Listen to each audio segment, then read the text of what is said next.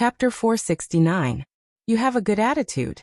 Hearing Lu Cheng's words, and Chaoyang couldn't help but smile at Peng Liyun and Renli. He then picked up his phone and played with it for a few seconds. With a click, he took a picture of his teammate's back. Although it wasn't towering or broad, it was firm and high-spirited enough.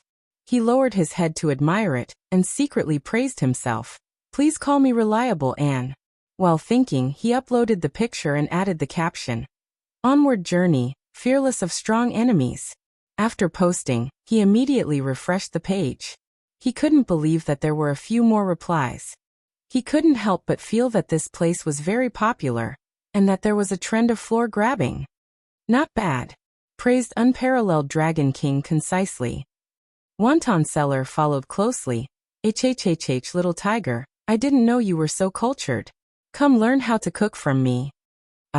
And Chaoyang's eyebrows twitched. His sleepy eyes narrowed into slits. He quickly refreshed the page again.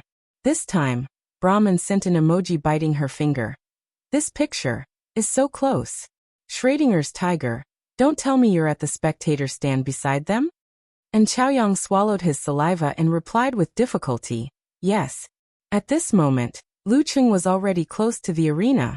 As his opponent was strong and inhuman, he couldn't recreate the leisurely and carefree attitude he had when he was facing Bako. His body was nervous and slightly trembling, secreting hormones to make him more focused and excited. He knew that the subtle state he was in previously was something that could only be encountered but not sought. He didn't feel dejected and kept his thoughts. He visualized Ice Mirror and let the lake water settle, making his emotions like ice. Under the premise that his body didn't move, it reflected the vigorous fighting spirit and the bloodthirst of the weapons, causing his aura to rise naturally, turning into a terrifying snowstorm that was about to take shape. His body was the towering white snow mountain in this terrifying natural disaster. There seemed to be a whistling sound in the air, and the atmosphere became oppressive. Lu Cheng walked up the stone steps step by step and entered the arena. He saw Muko Yamashita, who appeared at the same time. This warrior at the inhuman level was taller and wider than him. He had thick eyebrows and a rough appearance. His muscles were shocking. Compared to him, it was like a battle between an adult and a junior high school student. Muko Yamashita had a fanatical look on his face, and his aura was equally shocking. A faint white glow was emitted from his body, freezing the surrounding atmosphere. The spectators along the way were so shocked that they kept quiet out of fear. No one dared to make a sound. Woo! Wind seemed to swirl around him as he moved. At this moment, Lu Cheng's and Muko Yamashita's eyes met. The center of the arena seemed to have brightened up a little. In terms of momentum, they were evenly matched. The referee was an experienced inhuman-level expert. After looking left and right, he raised his right hand calmly and got ready. Lu Cheng and Muko Yamashita didn't need to make any further adjustments. Throughout the journey, they had already pushed their condition to the peak. The referee took a step back and suddenly waved his hand. He exhaled and shouted, "Begin." Muko Yamashita shifted his feet and lowered his body. Suddenly, he swung his right fist at the same spot. Bam! Extending his arm and pulling his fist, he glided forward with a whistling sound. He was as fast as a high-speed train, and in an instant he was in front of Lu Cheng. During this process, the white glow around him suddenly thickened. Like a torch that was lit with a swoosh, he dragged the shape of a dragon and a tiger in the air, stirring up a terrifying loud sound. Ultimate Hadou-sect killer move, Roaring Dragon and Tiger Fist. Compared to Ichii Sakata, Muko Yamashita was able to use this move with ease. It was perfectly integrated with his own flash attack. This is the standard of the inhuman level. Good move. Lu Cheng wasn't afraid. Instead, he was overjoyed. His fighting spirit was high, and his chi, blood force, and spirit were retracted into a ball. Ice and fire were balanced, forming a rotating miniature starry sky. Snap! The statue of God appeared in his mind. His legs thickened and instantly pushed inward, causing his right arm to expand. He threw a powerful punch in front of him. Bam! A layer of red and white flames ignited on the surface of his fist, condensing and solidifying layer by layer. The half-formed Emperor Yen force. Boom! The sound of their fists colliding was swallowed by the loud explosion. The image of his bulging muscles and bulging veins were covered by the rolling waves of fire and the dissipating white glow. Muko Yamashita's body swayed and quickly stabilized. The surface of his clothes was charred black. Lu Qing took a step back and stepped into the ground. His muscles were aching and numb from the Hadu. After a full-force attack, he was only slightly inferior. On the spectator stand, Peng Liyun's expression changed slightly. He was half exclaiming and half laughing. He's transformed? Being able to add a force after force concentration was one of the main characteristics of the inhuman level. Lu Cheng's punch just now clearly showed that he was in the transformation stage, and had been in it for more than a day. So fast. And Chaoyang couldn't help but exclaim after witnessing the changes in the arena, and hearing Peng Liyun's words. How many days has it been since the start of the King of Youth League? He's practically sprinting to the transformation stage with one step each day. Sigh, I'm not as good as you. Runli opened her mouth, wanting to say something. She forced herself to hold it in, biting her lip lightly. Inhuman. In the live post, Unparalleled Dragon King shouted out the two words that many people couldn't believe. After the transformation, as long as one didn't accidentally die or suffer from serious injuries, reaching the inhuman level was a sure thing. My eyes must be playing tricks on me. Shocked expression, replied Pig Riding Knight. How long has it been? Road to the arena expression, said laughing angrily. It hasn't even been 4 months since the end of the nationals. Ha ha ha ha. Yen Xiaoling didn't even type. Instead, she sent a voice message. Her voice was no different from a primary school student's. All-knowing man in ganghood, who was watching the live broadcast and writing a long Weibo post to increase the popularity of his public account, was stunned. His face gradually turned pale, like dead ashes. Isn't there still 2 more months before the breakthrough? It's only been 2 minutes. It's only been 2 minutes since I found out about it. That's really an animal. In the arena, Lu Qing took a step back to reduce the force, followed closely by the contraction of his chi and force.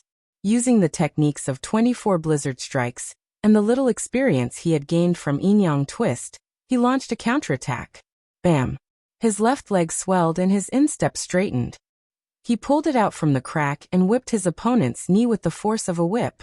After realizing that his opponent had achieved another breakthrough, Muko Yamashita, who was already in battle mode, turned his shock and surprise into a fire in his heart. It burned his will and burned even more fiercely. Bending and straightening his knees, he suddenly jumped up and avoided Lu Cheng's kick. At the same time, he extended his right hand and turned his palm into a knife. With a bright glow, he used the momentum of his fall to slash his opponent's neck at lightning speed. Ferocious Tiger Electric Chop. Lu Qing exerted strength in his spine and suddenly bent his back. Not only did he avoid Muko Yamashita's slash, but he also forcefully changed the trajectory of his left leg. He lifted it from the bottom up and kicked towards his opponent's body. At the same time, a bright white glow appeared and gathered into a ball. Along with the martial arts shoes, it spurted out burning. After the transformation, he could also use ice burning on his feet. The martial arts shoes quickly froze and hardened, turning into a stone. Dragging a sparkling flame, it went straight for Muko Yamashita's chest. In the blink of an eye, Muko Yamashita quickly raised his left palm and pressed it against his right hand that had missed. Spreading his palm downward, he struck out a ball of solid and flashing white hadu amidst the dragon's roar. Bam! 2 balls of light scattered silently. Using the recoil, Muko Yamashita leaped back onto the ground. His posture was not messed up. Lu Qing straightened his back and stood up steadily again. Bam! Muko Yamashita slid and swung his fist again. The white glow was thick and the dragon's roar was loud. Lu Qing did not budge an inch. Going tit for tat, he contracted his chi and blood and followed with force. Bam bam bam. Muko Yamashita's every move was a sure kill. He launched a frenzied attack. The white glow was like a torch, dimming and brightening at times. Compared to Ichii Sakata, who had to wait for a while to use similar moves, the difference was like heaven and earth. Bam bam bam. Lu Qing continued to unleash explosive attacks. He was in an intense battle with his opponent. Although he was at a disadvantage due to the difference in strength, he did not show any signs of losing. Bam bam bam. Bam bam bam. The sound of punches and kicks reverberated in the surroundings. Occasionally, there were loud booms. Layers of white glow and flames spread outwards. The ground cracked, splashed, and snowflakes fell from time to time. It truly illustrated the meaning of inhuman. Muko Yamashita had a firm grasp of the rhythm. Every time Lu Cheng used the force concentration version of 24 blizzard strikes to accumulate momentum, he would immediately switch to whirlwind kick or Hadouken to forcefully interrupt and start all over again. At the same time, he was accumulating his emotions bit by bit, preparing to unleash his killer move. As time passed, Lu Cheng, who had unleashed his ice mirror multiple times, felt that this could not go on any longer. He took the initiative to seek a change. Bam!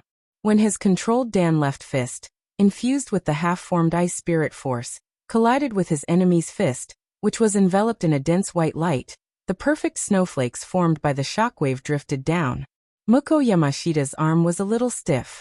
Using the rebounding force, he suddenly slid backwards. Sliding on the bumpy ground, his speed was not much different from charging forward. At the bottom of his bare feet, a layer of crystal-clear ice had formed at some point in time. The friction was extremely small. Without hesitation, Muko Yamashita took a big step forward and gave chase. Before he even got close, he let out a low roar and swung his fist. His body was once again engulfed in a thick white glow. As he retreated, Lu Cheng had already visualized the dark, cold, and dreamy ice spirit holy light. Facing the incoming enemy, he stepped on the ground and immediately counterattacked. He shook his right arm and used severe warning. Seeing that the two fists were about to collide, the white glow in Muko Yamashita's eyes suddenly intensified. The thick Hadouken on the surface of his body suddenly surged forward and condensed into a ball, turning into a glove and covering the outside. I know you have a move to freeze the mind. How could I not be on guard and prepared? Bam! Lu Cheng's fist landed. The ball of white glow quickly dimmed and turned into a snowball before shattering into pieces. Bam! Passing through the Hadouken, the moment the two fists met, greenish-black skin and veins appeared. Taking 2 steps back, Lu Cheng retreated. Not only did he fail to freeze the enemy, but he also messed up his stance due to the difference in strength. However, he didn't panic. As his body instinctively regained its balance, he raised his hands and formed a seal, outlining a sharp army character. On the other hand, Muko Yamashita saw the opportunity. His eyebrows furrowed, and the emotions that had been accumulating in his heart suddenly exploded, causing his eyes to turn red. The white light that had once again permeated around him to be dyed red, thick and sticky with blood. Ultimate Hadouken Sect Sure Kill, 7 Sins Hadouken. A double attack on the mind and body. Unlike Ichii Sakata, who had to go all out to use it, Muko Yamashita could use it as long as he had accumulated enough emotions. Army. The deep ancient voice reverberated, stirring up ripples in the blood-red glow. This made Muko Yamashita slow down by half a beat. However, he was like a stone that fell into the sea. There were no other movements. Bam! Muko Yamashita stepped forward with his left leg, flexed his shoulders, puffed up his arms and swung his right fist. He turned the thick blood-red glow into a scythe, propelling him forward and slashing towards Lu Cheng. It was as fast as a flash of red lightning, leaving no chance for the enemy to dodge. I've seen how you broke Ichii Sakata's 7 Sins Hadouken with a move of your own creation. However, there's a big difference between me and him. If you dare to try again, you'll regret it. Although Lu Cheng's army formula didn't produce the best results, it neutralized the mental attack caused by the blood-red Hadouken, preventing him from being shaken and unable to visualize. He straightened his back and slipped again. He tried his best to dodge but couldn't. The blood-red scythe was right in front of him in an instant. However, he had already grasped the short window of opportunity created by Muko Yamashita's slow rhythm and his own retreat. In his mind, he visualized the dark and cold background of the starry sky. There was a faint glimmer of the dreamy light of the ice soul. Boom! The dust accumulated and ignited a gigantic and heavy fireball. It crashed into the silence, shattering and collapsing everything even more violently. After perfecting Ice Spirit Force and Emperor Yen Force respectively, Lu Cheng's mutated version of Severe Warning, had also made corresponding improvements. There were some wonderful changes. I've waited so long for you to use Seven Sins Hadouken, to meet force with force. Lu Cheng's eyes widened in anger. He took a step forward, turned around and faced the blood-red scythe head-on with a crushing punch. Poof! A terrifying vortex of attraction seemed to have been generated by his fist, allowing the bloody light to surge in without a sound. The bizarre and terrifying follow-up that it carried was completely cut off. The two fists were close to each other, momentarily frozen in mid-air. Moko Yamashita felt his body suddenly empty, as if he had lost the strength to retract his arm. What's going on? It's completely different from what Ichii Sakata described. It's stronger and scarier. In his shock, Moko Yamashita suddenly felt the blood-red glow surging back. The force exploded, shaking his soul and body. Thump thump thump. Blood flowed from the corner of his mouth as he took 3 steps back. How could Lu Cheng let go of this opportunity? He immediately chased after him with the attainment formula, retracted his chi and blood, and then unleashed it again, throwing another punch. Bam bam bam, bam bam bam. This time, he had the upper hand using force concentration to drive 24 blizzard strikes to attack wildly. Emperor Yen and Ice Spirit intertwined, getting fiercer and fiercer. After holding on for a while, Moko Yamashita couldn't take it anymore as his opponent's strength was getting stronger. He started to retreat, but there was no end to this retreat. He kept retreating, in a precarious situation. The Japanese delegation fell silent and lost their minds. It can't be right? Moko-kun is going to lose. Bam bam bam, Lu Cheng's blood vessels were expanding, and his punches and kicks were getting stronger. He didn't care about the energy consumption, and wanted to finish this battle in one go. My current stamina is slightly higher than a new inhuman, and Moko Yamashita, who is at a disadvantage, is trying his best to fight back. Every punch and kick will consume more energy than me, who has the advantage. Let's see who's afraid of who in this battle. Bam bam bam. The sound of punches and kicks filled the air, like the beating of a drum, continuously beating on the hearts of the audience. The surface of the arena was already in tatters, and there were even stones flying out. Because of this, the first few rows of the audience seats had to be empty in a battle at the inhuman level. Moko Yamashita was a very patient samurai. Even if he was in a desperate situation, even if his stamina was decreasing rapidly, he didn't panic. He just silently gathered his emotions. Finally, he held on until his emotions were sufficient. The white waves around him were dyed with the color of blood again. Dark red blood, flowing blood, an intimidating blood color. Although Lu Cheng was on guard and used the forwarding formula in time, he finally slowed down a little. He saw Moko Yamashita exerting force on his legs and leaping backwards. Dodge. Can you dodge? Lu Cheng's fighting spirit surged, and he gathered his chi and blood again. He stepped on a crack and pounced forward. Let's see how you can dodge in your current state. At this point in the fierce battle, both parties' blood was boiling, and their emotions were high. Fortunately, Lu Cheng's ice mirror wasn't affected. It could still reflect the surroundings and make accurate judgments. At this moment, Moko Yamashita, who was almost in front of Lu Cheng, suddenly raised his hands and formed a strange seal. His expression became solemn, and his eyes were fixed on Lu Cheng. Indeed, you are very strong, a terrifying and respectable opponent. You actually forced me to this point, but the final victory will still belong to me. In Lu Cheng's eyes, the image of Moko Yamashita moving his abdomen, opening his mouth and roaring, Jia, the Jia formula of the 9 words formula. Moko Yamashita actually knew one of the 9 words formula. The Jia formula was mysterious and strange, as if it was connecting the heaven and earth to stimulate his body. Moko Yamashita's aura suddenly surged, and his previous fatigue and weak state was swept away. He was back to his peak state, and all his depleted energy was replenished. Lu Cheng's pupils shrank, and he actually felt a little depressed that he couldn't control. It wasn't easy for him to grind his inhuman opponent into a near-death state, and his Jia formula was as good as new again. How can I fight like this? Bam! The ice mirror in his heart flashed, and he put away all his negative thoughts. He rushed in front of Moko Yamashita, bulged his muscles, and threw a punch. The blood-red color around Muko Yamashita swayed rapidly. It didn't turn into a scythe, but it increased his speed and strength by a few notches.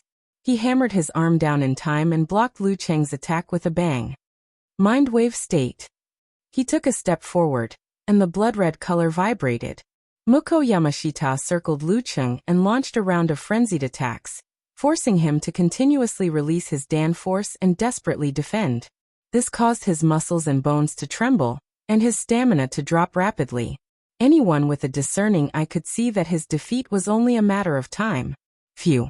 The Japanese delegation heaved a sigh of relief, and their expressions relaxed, filled with anticipation. Just a little bit more, sighed the leader Zhong Ningtao. As he finished, he saw Peng Liyun and Renli shaking their heads.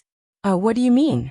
Zhong Ningtao was a little dumbfounded, while Lin Chaoyang said thoughtfully, "You guys think Lu Qing still has a chance?" "It's not just a chance," said Peng Liyun concisely. Renli added, "The current Muko Yamashita isn't as strong as he looks." Although she said so, Lu Qing on the arena didn't think so. He only felt that his surroundings were filled with blood-red light, and it was so thick that he couldn't help but feel a little scared. Muko Yamashita's punches and kicks were full of strength, no different from how strong he was at the beginning. "No. I have to counterattack. I can't be suppressed like this all the time." Although there were changes in his emotions, Lu Cheng's desire to win didn't diminish at all. Facing Muko Yamashita's blood-red fist, he took the initiative to raise his arm, covering it with a thick layer of ice armor. Crack! In the sound of the collision, the ice armor shattered. Lu Qing took the opportunity to swing his elbow joint, and struck out his forearm towards Muko Yamashita's face, assuming a counterattack stance. Muko Yamashita didn't panic, and raised his other arm to block Lu Cheng's second punch. His right leg was already taut, ready to pull out to forcefully interrupt his opponent's momentum. At this moment, with a snap, Lu Cheng's 5 finger joints moved, and his palm suddenly opened up. 5 ice crystal spikes had formed on his fingernails, looking like auroras.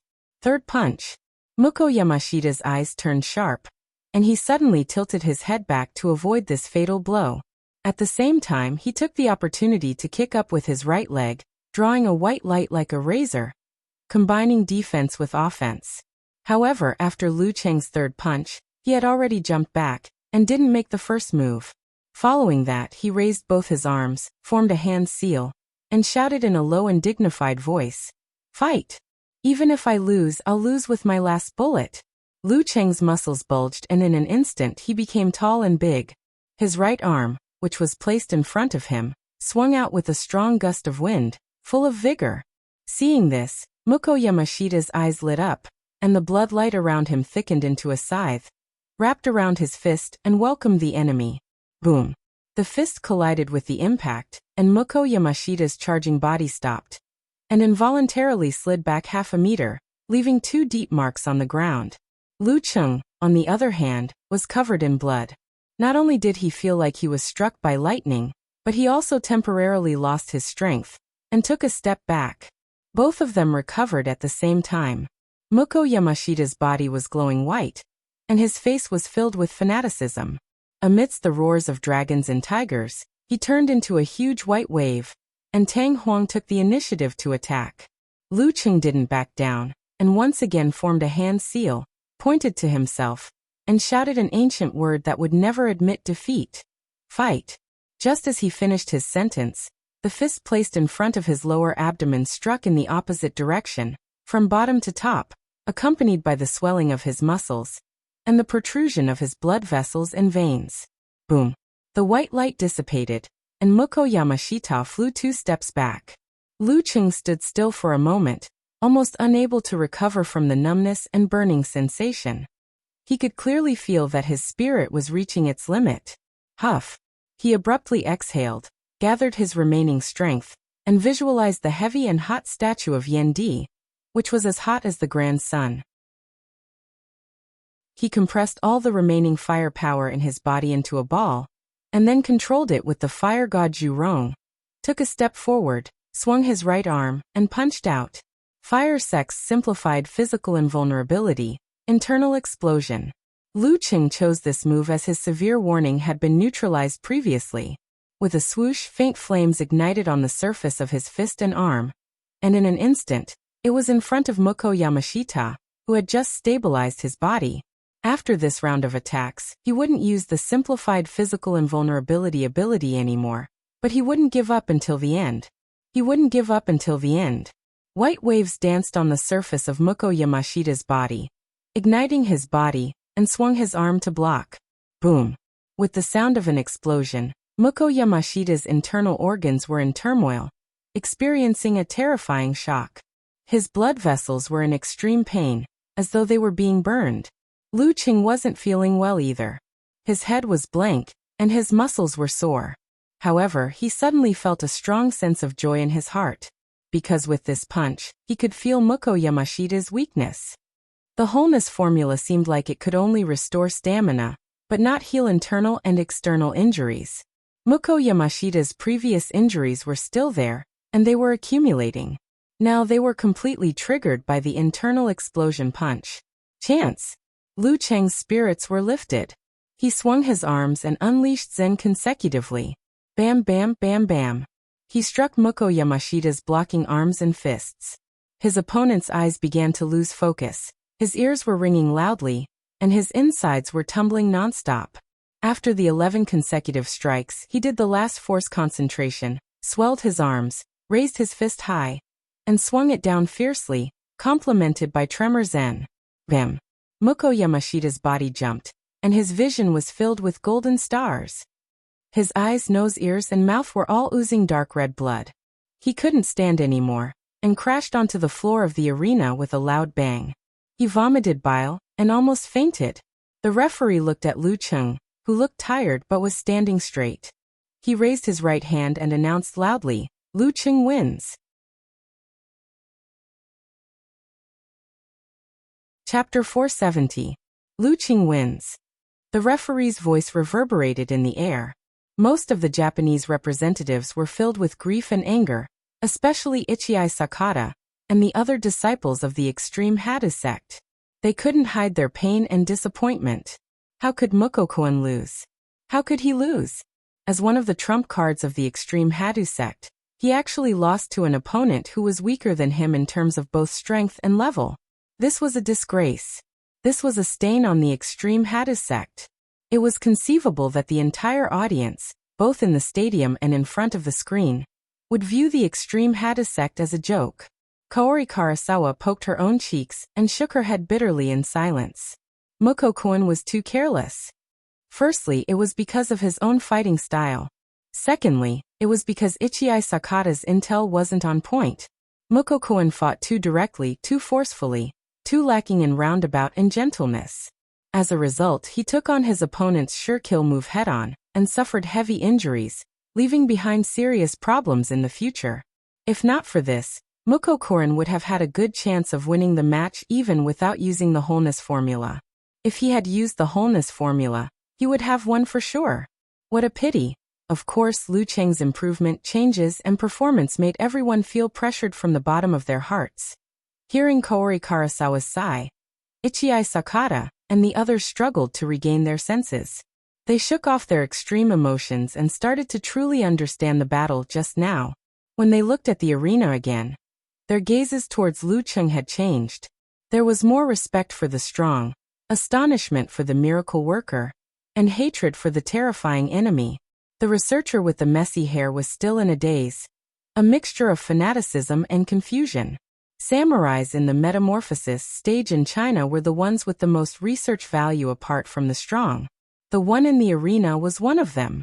But Mukokun, who had promised to collect genetic materials for himself for the Japanese, not only did he fail, he fell down, bleeding and spitting out water. It was a pathetic sight. In the stands, the dark-skinned spectators were stunned at first. They couldn't believe what they were seeing. Then they raised their hands and applauded or waved. They cheered for the outstanding boxer, and cheered for the weak young man who had defeated the strong young man. An unseeded fighter had defeated the monstrous number 5 seed. No matter which country it was, something like this would always be admired and praised. Lu Qing! Lu Qing!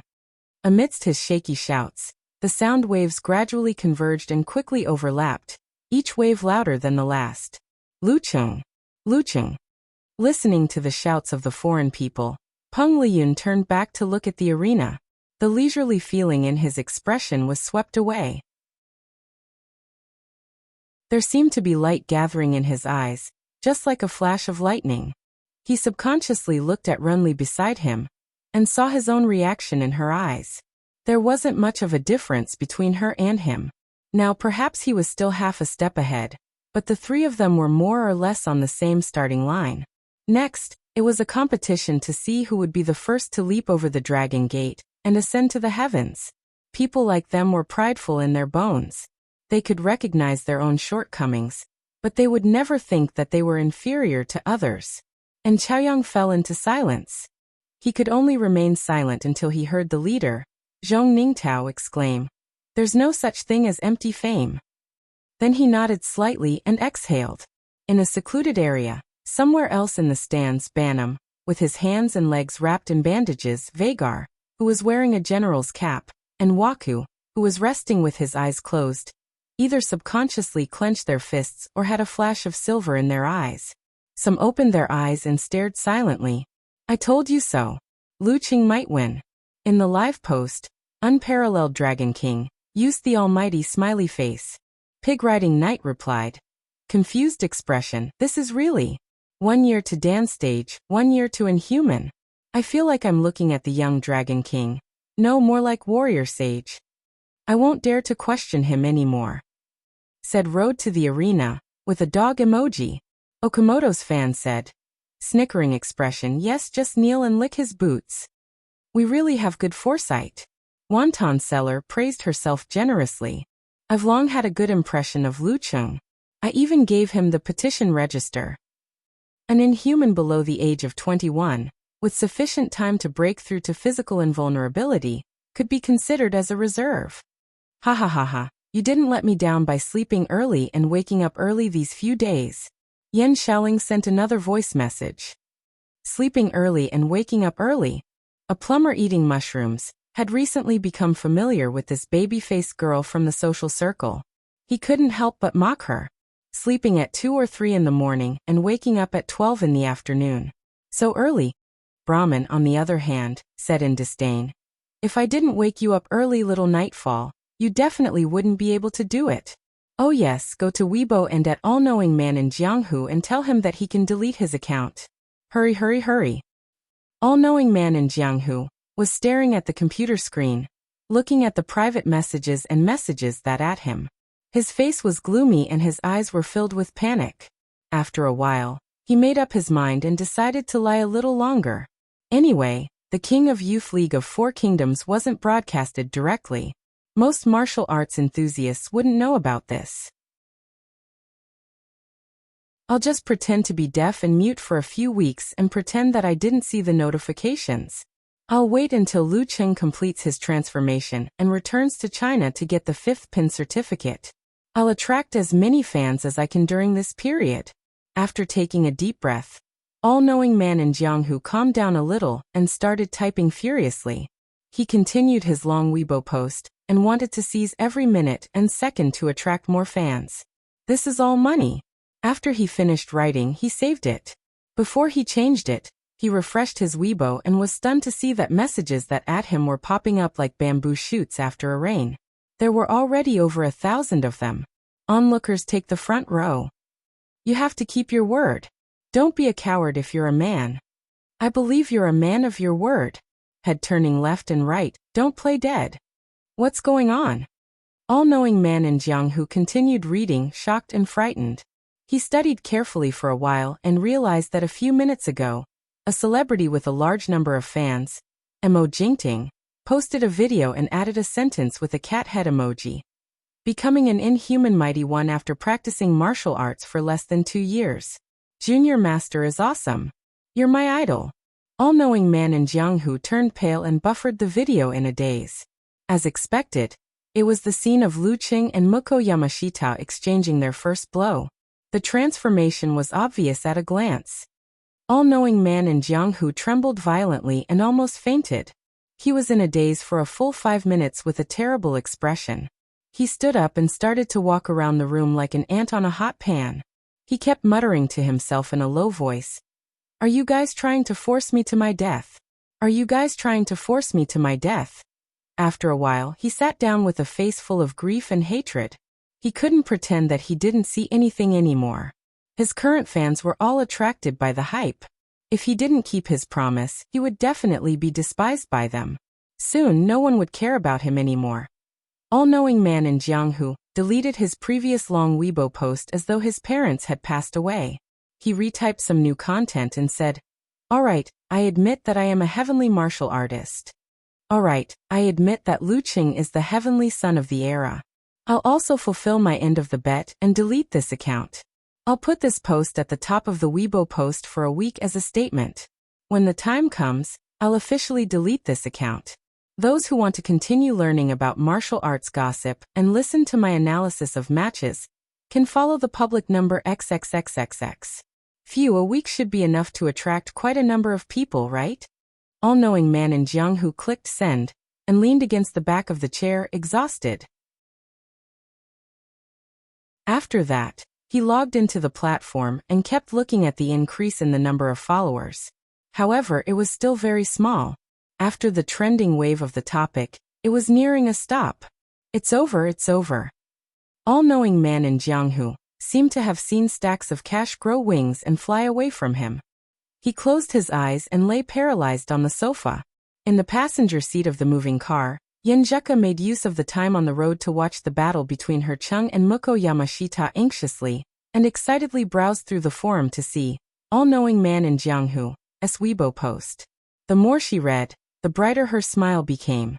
In the end, she even spoke in a clear voice. Hearing this, the dance stage mighty one Du Yan who was driving turned her head to take a look. Recalling the screen she saw from the corner of her eyes, she asked, half sighing and half enviously, "Is that guy in the competition your boyfriend? How old is he and he has already started to transform? I think his name is Lu Qing. I have been practicing martial arts for many years. Until now, the inhuman stage is still a fantasy." "Yeah," Yenjika pursed her lips and nodded lightly. Her eyes moved as she quietly added in her heart, "Actually, he's not my boyfriend anymore." In the arena, seeing Muko Yamashita struggling to stand up, Lu Qing had mixed feelings for a moment. In the battle just now, he won because of his courage. If he was scared by Muko Yamashita's wholeness formula and became depressed and dispirited, he would not dare to counterattack. If they continued to fight, he would have no choice but to be dragged to his death by Muko Yamashita and swallow the bitter fruit of defeat. To be honest, he was a little arrogant before the match. He felt that as long as he continued to perform like before, relying on the improvement and surprise brought about by the transformation, he would have a 50% chance of winning the battle with Muko Yamashita. But reality taught him that he was not the only one who could surprise others. Others could do it too. Phew, things like pride and arrogance were not things that would not happen again in the future just because one had reflected on it in the past. They would appear frequently as one's strength increased and one's encounters increased. That was why the ancients said, "Reflect on yourself 3 times a day."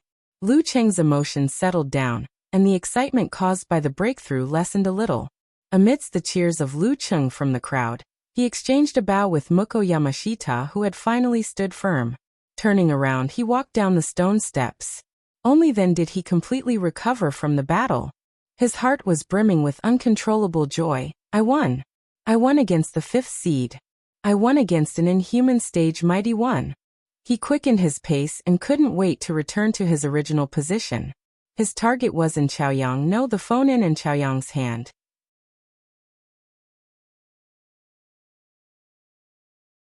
Chapter 471.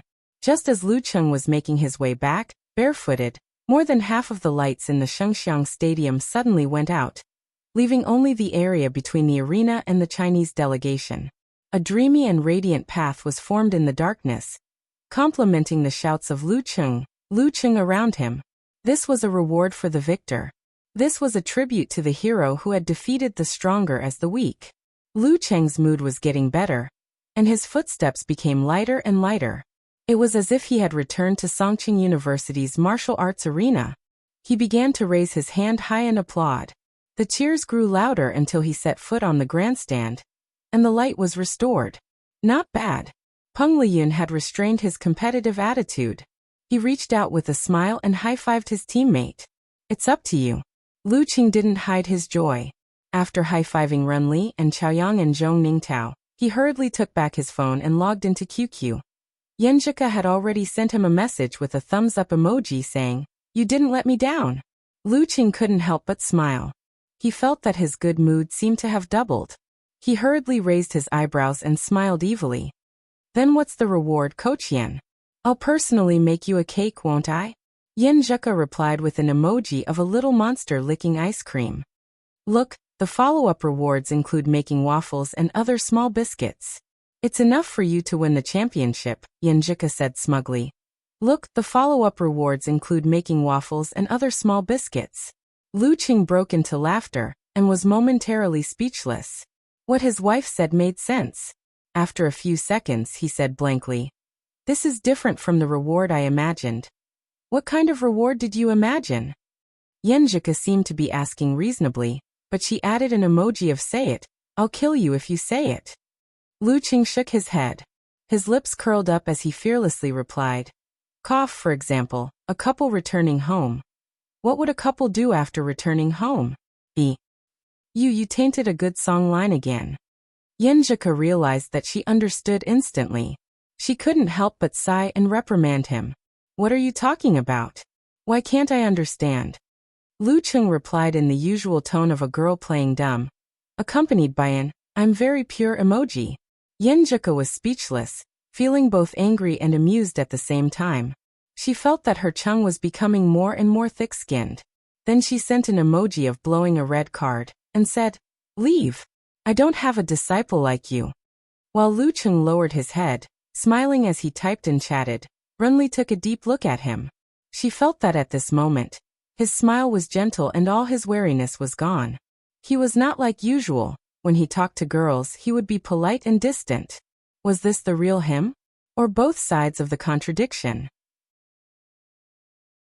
At the Japanese delegation, Muko Yamashita refused to be helped. He walked back with great difficulty on his own, and said to the people around him in a deep voice, "I will remember this day. I will wash away this shame." The expressions of the other samurais turned solemn as they solemnly witnessed Muko Yamashita's oath.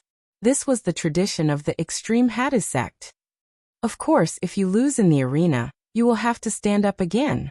After the matter calmed down, the researcher with messy hair looked at the renovated arena and said to the leader impatiently, "We have to think of another way." On the other side, Lu Qing was chatting happily, sharing the joy of defeating an inhuman strong opponent with Yenjika. But not long after, Yenjika sent an emoji of whisper with a hand over your mouth and said, "Class is starting." This meant that she could take 10, 20, or even 30 or 40 minutes to reply to a message.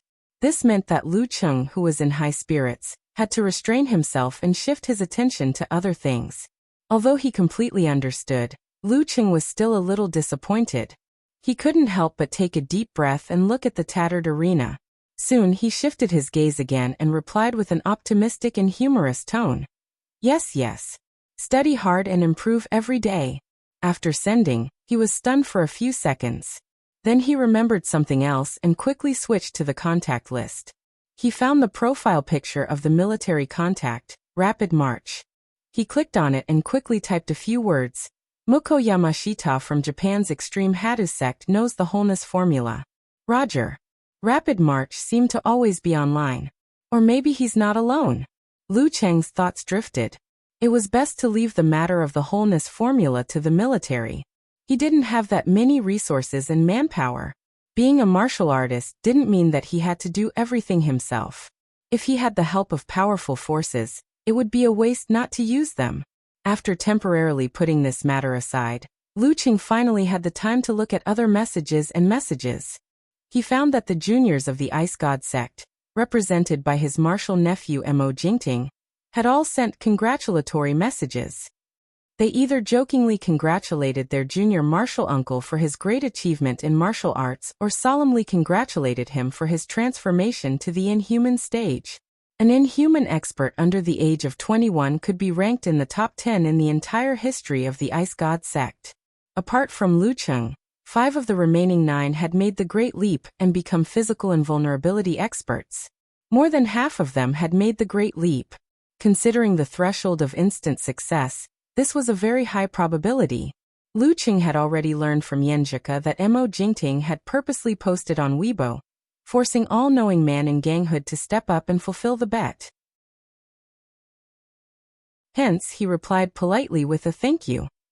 After dealing with these matters, he secretly looked at all-knowing man in ganghood's Weibo and browsed the forum. He found that in Chaoyang had almost been exposed. He couldn't help but sigh that this guy wasn't very reliable. Although he had embarrassed himself a few times, overall, he was still the most reliable one. Just as the arena was undergoing emergency repairs, the other arena was ready. The second match of the quarterfinals was about to begin. Suddenly, Lu Cheng felt something. He raised his head and looked at the aisle. He saw a woman in a suit walking over leisurely, staring at him without hiding anything. Beside her were 2 men in staff attire. She looked like a mix of Xinjiang and Western descent. Her facial features were exquisite and elegant. She was in her 30s and had a mature charm. "Hello, I'm Catherine, a reporter from Fulua TV station. Can I do an interview with you?" The woman's smile was like a spring breeze. Her English was perfect. During this period, Lu Cheng had often encountered English with a heavy accent.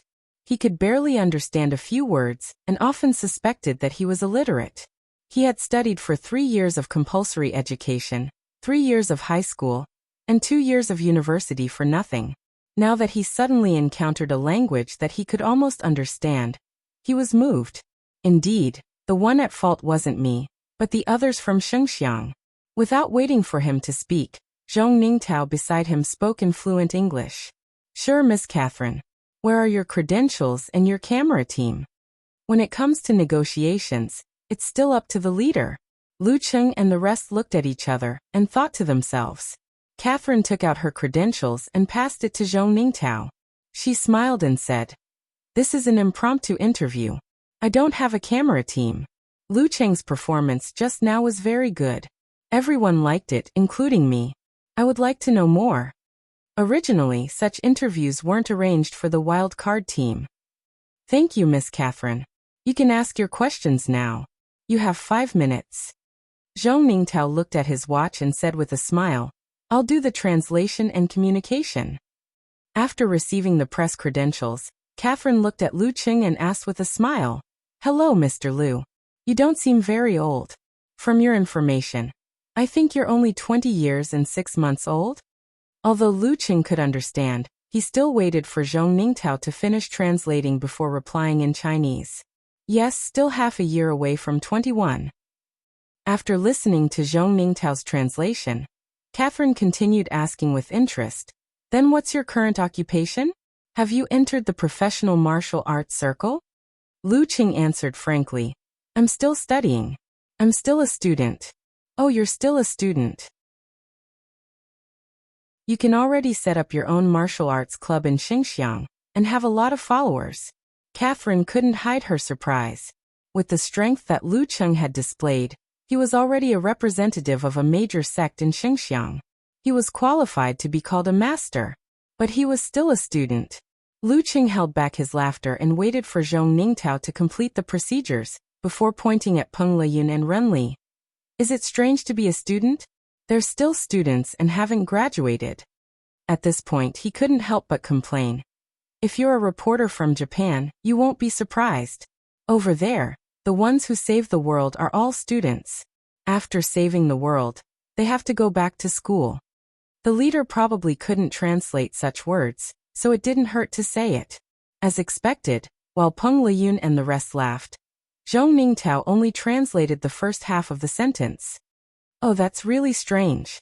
Is this the latest trend in China?" Catherine exclaimed in shock. After calming down, she asked Lu Cheng about other things, such as how long he had been practicing martial arts and what competitions he had participated in. She received even more shocking answers. 5 minutes passed quickly. She looked at her watch, exhaled, and said with a bright smile, "You're really an amazing person. It's an honor to interview you. Thank you. Lu Qing smiled. In the interview just now, with the leaders filtering, he could answer however he wanted and fully displayed his ability to complain. Catherine waved goodbye. Just as she was about to turn around, she suddenly smiled sweetly and said, "Actually, I know Chinese. My maternal grandmother is a very knowledgeable Chinese. However, when we interview, we have to use English or Xinjiang language." Ah. Lu Qing was stunned at first, then his face turned red.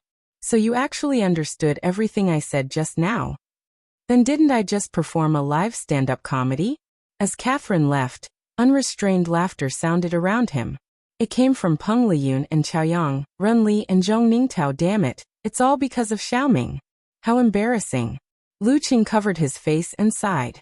After Vagar and Banam easily defeated their opponents in less than 2 minutes, the fourth match was about to begin. Peng Liyun versus the third seed, Waku, an ascetic monk who practiced the arhat fruit.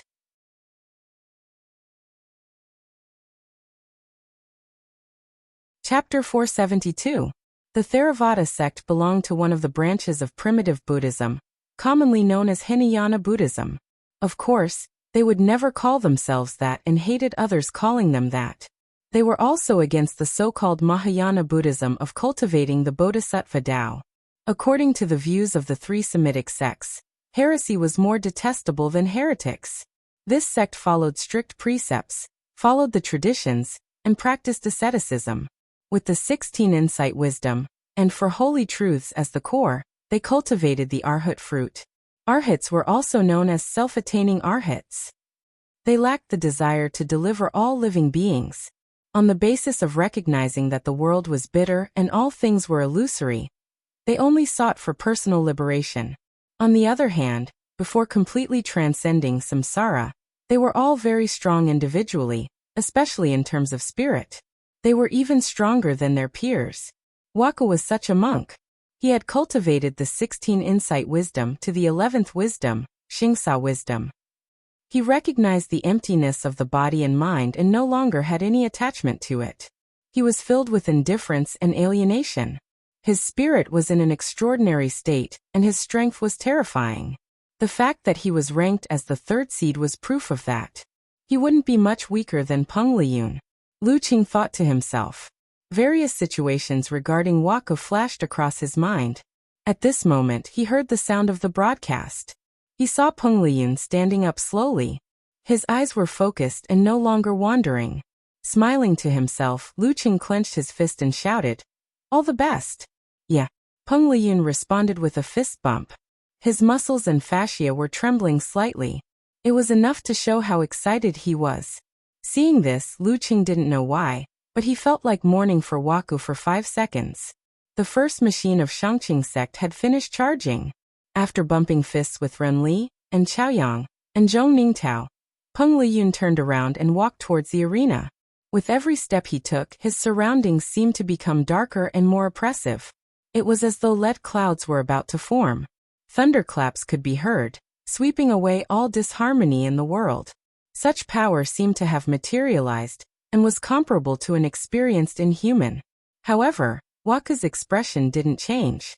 He was still full of disgust, but his eyes were deeper. It was as though he had seen through the emptiness around him, and wasn't affected at all. Peng Liyun was neither disappointed nor dejected by this.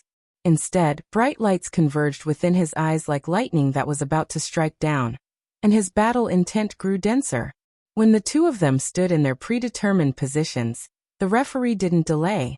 He raised his right hand and waved it down fiercely. "Begin."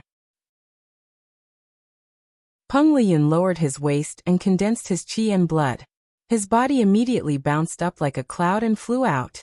However, what accompanied this light leap forward was a loud bang and the violent shaking of the arena, causing Waka's body to sway. His flash strike was no longer the same as before. In a flash, Peng Liyun appeared in front of Waku. He shook his right arm and turned it into a huge hammer. Along with the sizzling silvery white lightning, he swung it towards his opponent fiercely. Waka didn't move from beginning to end. He didn't even try to control the shaking of his body. Facing Peng Liyun's hammer, he sighed softly. He simply took a step forward and straightened his leg to welcome the punch. With a bang, the disgust and abandonment in his eyes grew denser. His skinny body seemed to be filled with air, and his sallow skin turned golden. His fist accurately landed on his opponent's wrist. Sizzle. Silver light danced. Wuxia seemed to have touched the socket with his bare hands. His body trembled and couldn't continue with the following actions. However, his expression and gaze didn't change at all. It was as though he wasn't the one who was shocked. On the other hand, Peng Liyun instantly felt various kinds of discomfort. It was as though he was being exposed to the sun and rain, suffering from unbearable hunger, and suffering from the various kinds of pain caused by lack of water. This made him slow down for a while before he returned to the battle. He wasn't able to seize the opportunity when Wuxia lost control of his body temporarily. Heart reflection fist, a secret fist technique of the Ascendant sect. Using one's heart to reflect the other's heart, allowing the other to experience various kinds of feelings that one had experienced before. At this moment, the radiance in Peng Liyun's eyes gathered again, as though it had illuminated the surroundings. The visualization in his mind changed and condensed into a green jade talisman that was suspended in the air. On it, there were lightning patterns that intertwined to form complex seal words. Bam! He straightened his body and his muscles swelled. Without dodging, he took a step forward and extended his body. He clenched his fist and struck. Thundersect's simplified physical invulnerability, Thunder Seal. Seeing this, Luqing couldn't help but be speechless. He scolded jokingly, "He's fooling around again." Since he knew the uniqueness of the heart reflection fist, Peng Liyun's best choice was to follow the momentum of the machine fist, driven by the Dan force, and launch a flurry of attacks, not giving Wuxia the opportunity to reflect the other's heart. However, he was now using a simplified physical invulnerability to attack head-on without dodging the needle. Other than wanting to experience more of the wonders of the heart reflection fist, there was no other explanation. Facing an expert who was also at the inhuman level, he actually dared to let his opponent use all his strength. You used the word frivolous well. And Chaoyang, who was cold on the outside but gentle on the inside, nodded in agreement. Renli, on the other hand, was puzzled as she looked at the field. She suspected that Peng Liyun had a deeper motive behind not making the best response. Yes, that must be it. Luqing shook his head and laughed again. What if he loses by fooling around? What else can we do? Anyway, you are already in the top 8. Renli is 90% sure, and Chaoyang has a chance too. Eliminating one would be giving face to the host. Zhong Ningtao wasn't nervous at all as he laughed. Furthermore, this can teach Peng Liyun a lesson so that he won't dare to be arrogant in the future. Isn't that great? Do you think that's possible? Luqing didn't look at the leader and looked at Chaoyang. Would the great demon king accept such a lesson? I don't think it's possible. Chaoyang sighed. Me too. Luqing followed suit and sighed. While they were talking, the situation on the arena had changed. Facing Peng Liyun's Thunder Seal, Wuxia didn't try to avoid it. His eyes showed that he had seen through the vicissitudes of life. A faint golden light surrounded his body. Then he flicked his arm, clenched his fist and swung it upwards. Strength against strength, strength against strength. Boom. Their fists collided. Gold and green intersected. Muscles and veins were exposed. A sudden buzzing sound exploded in midair, as if there was a thunderous explosion. Peng Liyun's vision turned dark. His soul reflected back inexplicably. He felt the aging of his body and the obvious weakness that grew with time. To an expert who was used to relying on himself to use martial arts, this was the cruelest and most painful thing. The strength that he had gained through hard work for most of his life was gradually lost because of his aging body. In the end, there was nothing left. Even a half-grown kid who had just entered the martial arts world might not be able to subdue him. How feeble, how desolate it was. Heart reflection punch, old. A move that was the opposite of the previous bitter. Although Peng Liyun was in his prime and couldn't really understand this kind of sorrow, being in the Shangqing sect, he had seen the pain of his elders when they were old. He had seen the painful moans of his elders when they were old. He had seen the helplessness of being paralyzed on the bed before death. He had long felt the same way. Now that Waku had poured all the experiences of aging into his mind, it triggered his memories. The fear that was buried deep in his heart suddenly exploded. In an instant, he was stunned on the spot. His face was dripping with cold sweat. It was as if he had fallen into a nightmare and couldn't wake up. He didn't even think of forming the Thunder God statue to suppress his soul. Under his punch, Waku's sleeves were torn. His arm that was glowing with golden light was charred black. His whole body kept twitching and was completely paralyzed. He also didn't know what was going on. However, he had worked hard to train his body. He had an extremely strong resistance to pain, burns, and lightning strikes. He was the first to recover. With a bitter expression, he turned his back and punched with his left fist. Seeing that Peng Liyun's already smoothed fist was about to hit his opponent's throat, for some reason, Peng Liyun seemed to have received a double shock. He suddenly woke up from his old nightmare. His eyes regained their luster and gathered the essence of life, creating a white haze in his eyes. The whirlpool in his body was spinning crazily. The sound of a motor reverberated in the surroundings. In front of Waku's fist, it turned into a piece of paper. It was blown backwards by the wind pressure, and just happened to avoid that fatal blow. This was a very simple application of the attraction of yin and yang, and the repulsion of the same poles. In the two electric shocks, just now, Peng Liyun used his extremely strong control and the core technique of the Thunder Sex Magnet Sect to place a layer of electric charge on the surface of Waku's body that could be maintained for a few seconds. It was exactly the same as the electric charge on the surface of his body. Therefore, when his opponent attacked, he was affected and stacked with the absolute reaction. With this, he was able to get rid of the feeling from the heart reflection punch, and used the magnet sex technique in time to salvage the situation. Waku wasn't depressed. The heart reflection punch turned again and displayed the killer move of this technique. 6 Paths of Reincarnation Punch. From his point of view, the 6 paths of reincarnation didn't only exist in the Buddhist scriptures. It also existed in the world. It wasn't an illusory thing, but a reflection of the human heart. Among them, the path of the hungry ghost was another name for unrestrained greed. The path of the beast was another name for unable to control one's instincts. The path of Ajura was the bloodthirsty and violent desire in everyone's body. The path of humanity was the manifestation of karma entanglement of love and hatred. The path of hell was the extreme of humanity. It embodied the pain and torment caused by love, hatred, jealousy, and so on. It was the 2 sides of humanity. The path of heaven referred to the state of mind of a Buddhist who had achieved success in his cultivation. He had distanced himself from the rest of the 5 paths and obtained peace and freedom.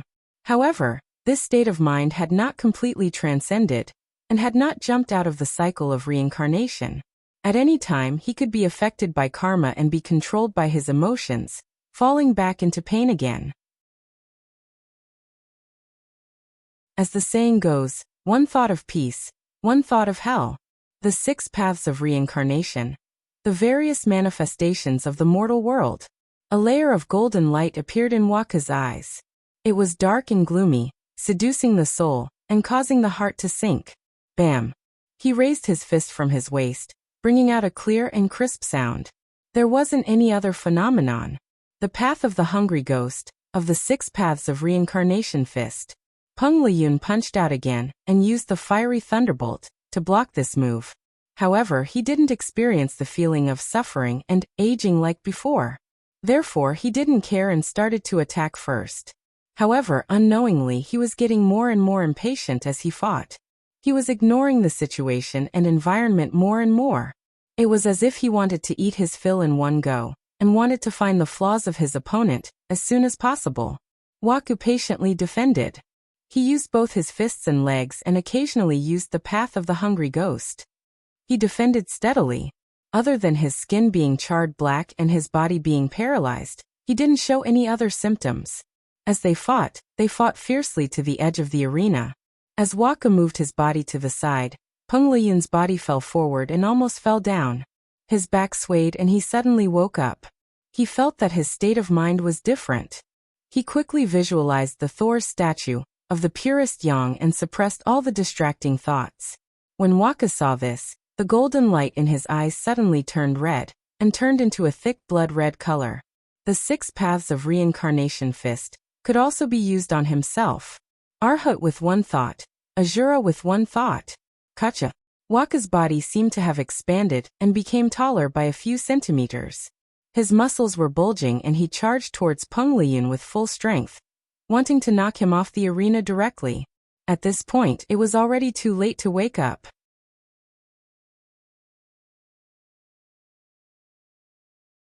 Chapter 473. The distance between them was less than 2 steps. With Waka's speed after transforming into Azura, it would only take a split second for him to get close to Lu Cheng. Lu Cheng had nowhere to hide. Peng Liyun, who had suppressed his impatience, only did one thing, which was to jump up. He jumped up in a weird posture and stretched his body backwards as if he was jumping horizontally in mid-air. This was the only way for him to avoid the Azura strike. If he jumped up, down, or forward, he would definitely not be able to dodge in time below his chest, and would definitely be hit by Waku. Even if his bones were not broken, he would still be pushed out of the arena by the ferocious force, and would not be able to turn the situation around. Of course, his current actions were only to avoid the initial collision. How could Waka not have subsequent changes and connections? Bam! Waka's body sank and broke through the air barrier. He stopped at the edge of the arena. His eyes were bloodshot. He bent his legs and was about to take the opportunity to throw a punch upwards. He soared into the sky and fell. At this moment, Peng Liyun, who was in mid-air, had a bright glow in his eyes. It was as if lightning was striking down. His palms suddenly clapped together as if he was clapping. Boom. If it was any other martial artist, they would definitely feel their mind shaking, and their actions would definitely slow down. However, Waku had already transformed into a violent and bloodthirsty fighting machine. He was filled with such desires and could no longer be clear-headed and rational. He had to wait for the effects of the fist to fade before he could return to the path of the heavenly immortals. Therefore, although his mind was shaken, his body moved instinctively and was not affected at all. He had already punched upwards. This was also the reason why he had to use the path of the Azura on himself in the end. He had to eliminate external disturbances and end the battle quickly without leaving any chances. In the midst of the lightning, Peng Liyun, who was about to land, separated his palms and pulled out an extremely thin, silver-white electric light. When the electric light appeared, it instantly slashed onto Waka's body. It slashed his body and caused his clothes and skin to emit green smoke. During this moment, Peng Liyun visualized many thick thunderclouds in his mind. They stacked on top of each other, and had a total of 9 layers. They were filled with extreme yang and violence. This seemed to complement the heaven's punishment. Rumble. There was another deafening roar of thunder. A silvery white bolt of lightning struck down like a shortened version of lightning. However, if one looked closely, they would find that it was Peng Liyun, whose entire arm was wrapped in lightning, stretching his body. He unleashed his Dan force and swung it in the air like a punishment from heaven. Bang! Their fists collided. One's muscles bulged, his blood vessels protruded, and his veins popped. The other's electric snakes danced, as if it was caught in a net. Crack! Waku, who had transformed into an Azura, landed on both of his feet and sank into the ground. His body trembled again, and his muscles twitched uncontrollably. Peng Liyun bounced up a little before landing again. He bent his leg in midair and struck out with his knee covered in bright electric sparks, aiming straight for his opponent's chest. Rumble! Amidst the thunderous roar, Waku raised his left arm and placed it in front of his body. He used his strength to block the fatal knee strike. He then flipped backwards and threw his opponent out, avoiding the following consecutive kicks. The part of his arm that was hit by the knee was charred black. There was a burnt smell, and it was trembling non-stop. Seeing that he was about to be thrown out of the arena, Peng Liyun suddenly retracted his blood and chi. He did a somersault and straightened his right leg. Electric sparks surrounded it as he chopped down with his battle axe. Rumble! Rumble! Rumble! He was like a sparrowhawk. He constantly borrowed the force to fly up and attack while landing. He would punch, elbow, knee, kick, or even turn his entire body into heaven's punishment lightning and fling it out. He was fighting fiercely with Azura, Waku at the edge of the arena. He was walking on the line of defeat. Rumble, rumble, rumble. In the eyes of Lu Cheng and the rest, there seemed to be silvery white lightning striking down continuously on the arena. There were 9 consecutive strikes, each brighter than the previous one. It was like the legendary Heaven's Punishment. 9 Heavens Ensemble? And Chaoyang blurted out. This was the 7th move of the Thunder Sect, a unique physical invulnerability skill. No. Runli shook her head. It should be the dance stage martial arts that he created by imitating. Lu Cheng, who was at the side, was filled with emotions. He admired Peng Liyun from the bottom of his heart. He relied on the Jindan to barely catch up with Peng Liyun in 2 years. However, in other aspects of martial arts, there was still a big gap between him and Peng Liyun. Peng Liyun was already able to imitate the unique skills of his predecessors and create his own moves. He was still in the process of learning and mastering them. This was due to both accumulation and talent. He needed to be like the Dragon King. He had to be more hardworking, more proficient, more knowledgeable, and more challenging opponents to make up for and catch up. Rumble, rumble, rumble. After 9 strikes, Waka's entire body was numb. His muscles were trembling and the blood in his eyes faded. He woke up from the Azura path and instinctively took 2 steps back. With this step back, Peng Liyun finally landed on the ground. He used Dan Force to activate Machine Punch and seized the opportunity when Waku was recovering from the 6 paths of reincarnation. He threw out punches that left afterimages behind. Using his footsteps as a pivot, he changed his position from time to time, causing Waku to be flustered. Da-da-da-da-da. Peng Liyun moved his joints and tendons. He didn't stop attacking. Finally, Waka's movements became sluggish due to the accumulation of numbness. Peng Liyun continued to attack and opened up his stance. He stretched out his hand and pressed on the surface of his body. The lightning snake shone brightly. Waka seemed to have been hit by high-voltage electricity and was sent flying. His skin was charred in many places. Thump. He, who was originally at the edge of the arena, landed on the surrounding area. His limbs were twitching and white foam was coming out from the corner of his mouth. Peng Liyun stopped his actions. His face was dripping with sweat. His mouth opened and closed continuously as he panted. His eyes were filled with excitement and fatigue. He was almost at his limit. The referee glanced at him and raised his right hand. He announced loudly, "Peng Liyun wins." The crowd let out a huge sigh, mixed with some cursing and scolding. The biggest hope of the host was destroyed just like that. Lu Cheng was amazed and speechless. He couldn't help but laugh at and Chaoyang, Runli and Zhong Ningtao. I thought he was going to be reckless today. Me too. And Chaoyang agreed with a sigh. At this moment, Peng Liyun had slightly regained his breath. Seeing Waka being helped away, he couldn't help but mutter to himself. What a pity. What a pity that he didn't get to witness the wonders of the other 4 moves of the reincarnation punch. He turned around and walked back to the spectator stand with slightly weak steps. He walked to the front of Lu Cheng and the rest, and gave them a high five to celebrate. After doing all this, he laughed at himself and said, I almost lost just now. Hearing this, Lu Cheng and Chaoyang looked at each other, and burst out laughing. He really almost lost. What's wrong? Peng Liyun looked at them blankly. It's nothing, Lu Cheng answered without hesitation. He added, keep it up. Continue to be reckless. The more reckless you are when you meet me, the better. At this point, the first 4 groups of the top 16 had finished their matches. Lu Cheng and the rest followed Zhong Ningtao back to the hotel. As 2 of them had to prepare for the next day's match, and 2 of them were almost exhausted, they didn't think of going out for a stroll or supper. They went back to their own rooms obediently, which disappointed some of the people who were watching them. After washing up, Lu Cheng reported the result of the battle to his mother, and chatted with Yen Zheka for a while. Finally, he couldn't bear the mental fatigue and said good night in advance. He fell asleep without doing the concealment of spirit and chi. In a daze, he felt like he was back in the provincial youth tournament.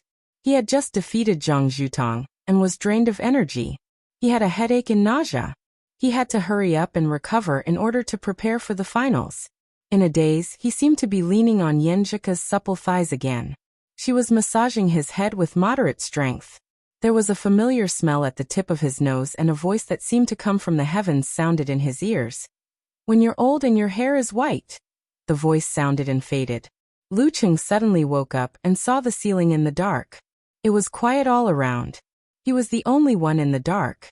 He looked at his phone and found that it was only 2 in the morning. He felt an inexplicable sense of loss. He took a deep breath and didn't disturb her. Concealment of spirit and chi, he went back to sleep. The next day he woke up on time before dawn. He had regained his energy and chatted with Yenjika energetically. He continued the training of the metamorphosis stage and felt that his body was getting stronger little by little. In the evening, the first 4 groups of the top 16 started their matches. Renli, stimulated by Lucheng and Peng Liyun yesterday, performed extremely well and defeated her opponent easily.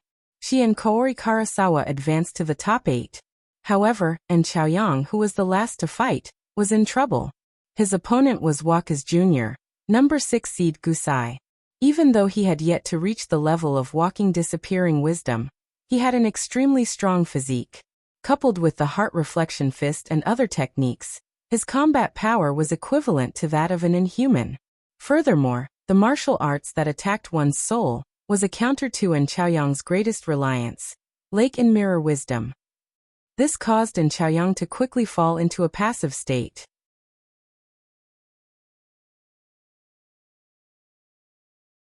Chapter 474.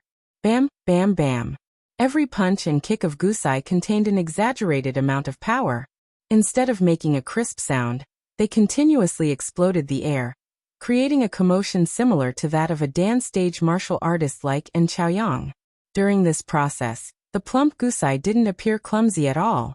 Instead, he was as agile as a leopard cat, jumping up and down, moving back and forth, seizing the upper hand.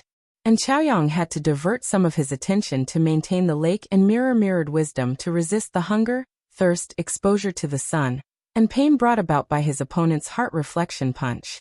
He fell into a passive state, relying on his preemptive senses, judgment, and continuous outbursts to barely hold on and not show any signs of defeat. After a series of frenzied attacks, Gusai saw that he couldn't take down his opponent. The look in his eyes changed, revealing the vicissitudes of life, like an old man going through the final stages of his life. It made people feel the same way, thinking of their own inevitable ending. Heart reflection punch, old.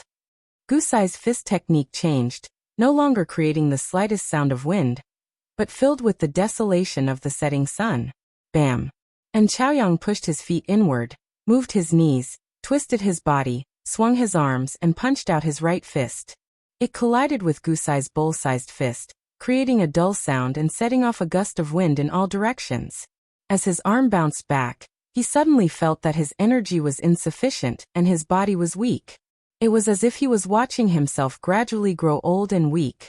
His skin was shriveled, lost its luster, and became wrinkled. He did not even want to take a look at it, for fear that he would have a nightmare because of it. As an artistic youth who liked to read novels and listen to love songs, and Chaoyang's heart was undoubtedly very delicate. He often felt sentimental about the passing of spring, and sometimes he would think of growing old. Now that he was truly experiencing aging, he couldn't control himself. Fortunately, his tranquil soul was only stirred up by the storm, and the round mirror was not broken because of it. Fortunately, he was still young, and his elders were still around. Before he joined the Shanghai Club, there were very few old people who practiced martial arts around him. He lacked deep feelings for such things. Only then did he manage to stabilize his emotions and suppress the storm. He did not break out in cold sweat like Peng Liyun. He even took the opportunity to take a deep breath, gather his chi and blood, and counterattack with explosive force, trying to set off a torrential momentum. Gusai's pupils constricted. He didn't dare to be careless. The fats on his body bulged out, becoming chiseled. A terrifying explosive force and a flickering dark golden luster erupted. With a swing of the demon subduing pestle, he forcefully broke in Chaoyang's follow-up attack. He knew that his biggest problem was the heavy burden and the high consumption of energy. His body was prone to overload. Before he mastered Xing Shiji and stepped into the so-called inhuman level in China, he couldn't fight for a long time. Therefore, he made corresponding preparations. He planned to force his opponent to take his Fist of the Six Paths of Reincarnation head-on when he had the upper hand. Bam bam bam. After another round of heart-seal punch and physical strength, Gusai finally found his chance. A dark golden luster appeared in his eyes. Under the light, his fist seemed to be dyed with a colorful halo. With the flowing 5 skandhas, he swung his arm in the opposite direction and hit his opponent. Fist of the Six Paths of Reincarnation, the path of man. And Chaoyang was forced to the point where he couldn't dodge. He could only immerse his mind into the mirror-like lake of tranquility and shake out his arm to block the fist. Bam! The dull sound was like a drum beating on his heart. And Chaoyang suddenly heard a song that he hadn't listened to in a long time. After an entire summer, the sadness didn't get any better. Driving on the endless road, I feel like I'm leaving myself. It was a sad melody that he would repeatedly listen to in high school when he was in junior high. Often, he would feel so sad that he couldn't control himself. That year, that month, his childhood sweetheart said to him, "Sorry, I still can't find the feeling, let's just be friends." Becoming better was the key to winning a girl's heart. But even if you became better, the girl might not fall for you. When they were young, the two of them could hold an umbrella and run in a rainstorm, drenching each other but laughing freely. But when they grew up, they could only nod at each other and greet each other when they passed each other. They were so indifferent that it was as if they didn't have many entanglements. Because of the loss of this relationship, he had once listened to songs night after night, blurring his vision and grieving his heart. From then on, he fell in love with loneliness, the feeling of being immersed in his own world, and the beautiful yet painful lyrics of the song. "It's a pity that it wasn't you who stayed with me until the end." Another old song floated over, and Chaoyang was filled with disappointment. He felt that the wound that had healed long ago was clearly exposed again. It was no longer bloody, but it still hurt when touched. Because of this, he lost control of his emotions. He wanted to drink, he wanted to sing, he wanted to vent. This reminded him of a song that he had been listening to frequently during this period of time. It was an old song that he only found out about recently, because of a program. That old and hoarse voice of a man, every word struck his heart. Like the waning moon or the ebbing tide of the sea, a piece of my heart was torn away by you. After so many years, the regret is still there. There is a kind of wound that will never heal. That's right, how could he forget that kind of regret? That was his entire youth. That was an entire part of his past life. I used a heavy snow to cover it up, to bury the lost love deep in my heart. Every time I say that my feelings are still blank, no one can tell that I'm lamenting. The melody was sorrowful, and the song entered his heart. And Chaoyang's heart was quickly emptied. Regret surged and broke through the dam. The lake in mirrored wisdom could no longer be maintained. With a crack, it broke completely. His emotions were like a flood, naturally outlining his visualization. His body straightened and expanded slightly. His fist struck out gently but violently, blocking Gusai's palm that was about to land on his vitals. Gusai's palm took the opportunity to reap the victory, while he was in a daze. Bam! Gusai, who had a strong physical talent, was sent flying. His eyes were filled with shock and disbelief, as though he had encountered a real flood. But he quickly realized that something was wrong. And Chaoyang didn't take the opportunity to attack again after the punch. Instead, he stood in the same spot, panting. His eyes were filled with disappointment and faint sadness. Gusai didn't think too much about it. He seized the opportunity and pounced forward, launching a new round of attacks. This time, and Chaoyang, who didn't have the lake in mirrored wisdom, was flustered. He opened up his stance, closed in, and knocked over with an elbow strike. The referee heaved a sigh of relief and raised his hand to announce, "Gusai wins." The entire stadium erupted in cheers. The host country finally had a representative in the quarterfinals. And Chaoyang didn't suffer any injuries, but his arm was a little sore. He flipped over and stood up. With a gloomy expression, he clasped his hands at Gusai and said, "Thank you. Yes, thank you. If not for today's battle, I'm afraid it would take me a long time to understand the true meaning of a flood. If I'm still controlling my emotions, how can I talk about a flood that breaks the dam? Only when my emotions are fully released, and I don't need to be calm. Only when my body and mind are united can I unleash a true flood. Unfortunately, this was a sudden understanding without much practice. After one punch, my body was drained and I lost control of my emotions. Not only did I fail to grasp the opportunity to win, I even showed signs of defeat. After finishing his sentence, and Chaoyang turned around and returned to the spectator stand while Gusai looked confused. What a pity. Lu Cheng and the rest could see that he had comprehended something, and almost won. They couldn't help but sigh. It's all right. And Chaoyang smiled calmly, indicating that he didn't need any consolation. At this point, the quarterfinals were all decided. The drawing of lots would begin later. There was no longer any principle of avoidance. The top 4 would be decided the day after tomorrow. While waiting, Lu Cheng and Yanjika chatted for a while. Both felt that at this stage, there was a high probability of drawing an inhuman mighty one. Therefore, it didn't matter. 15 minutes later, the arena was cleaned up and rearranged. After some nonsense, the first name was drawn. Miluo Vagar. The second seed, Vagar, was a strong character who was hailed as the future overlord. Following which, the guest took out another round ball. Looking at the name, she let out a tantalizing exclamation. After a dozen seconds, she seemed to have recovered. With a sharp voice she announced, Japan Kaori Karasawa. The first seed, Kaori Karasawa. The 2 hot favorites for this year's competition were going to meet in the quarterfinals. One of them was destined to meet his end. The atmosphere in the arena heated up. Lu Cheng soon heard his name, China Lu Cheng.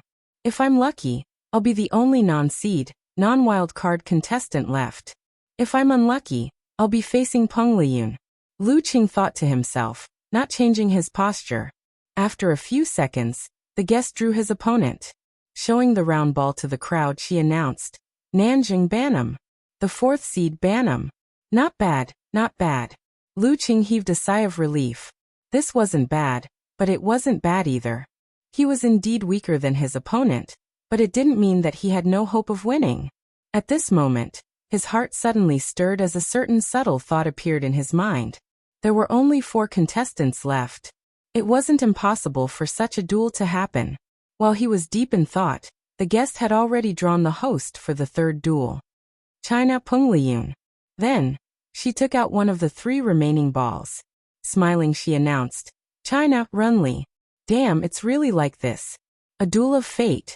Lu Cheng laughed. Beside him, Runli opened her eyes wide. Her expression was one of excitement. The quarterfinals this time was really intense. Just the thought of it made one's blood boil. There was no need to draw anymore. The host, Gusai, would be facing the non-seed, non-wild card contestant.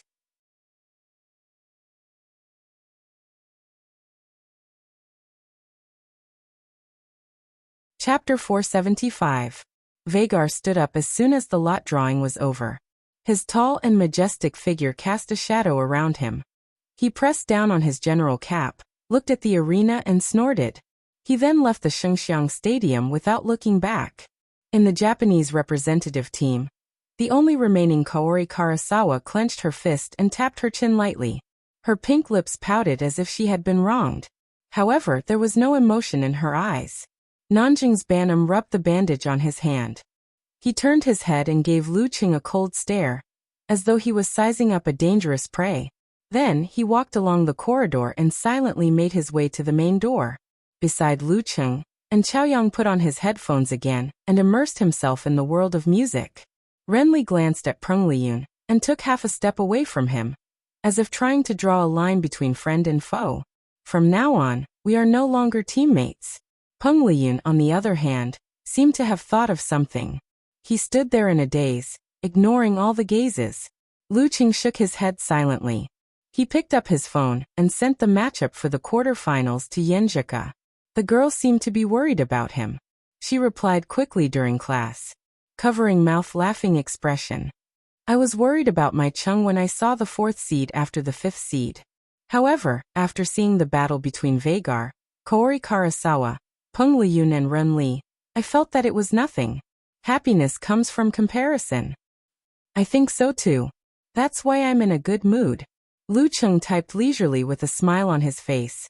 With that settled, Yenjeka put aside her distracting thoughts and listened more attentively. Her reply speed slowed down again.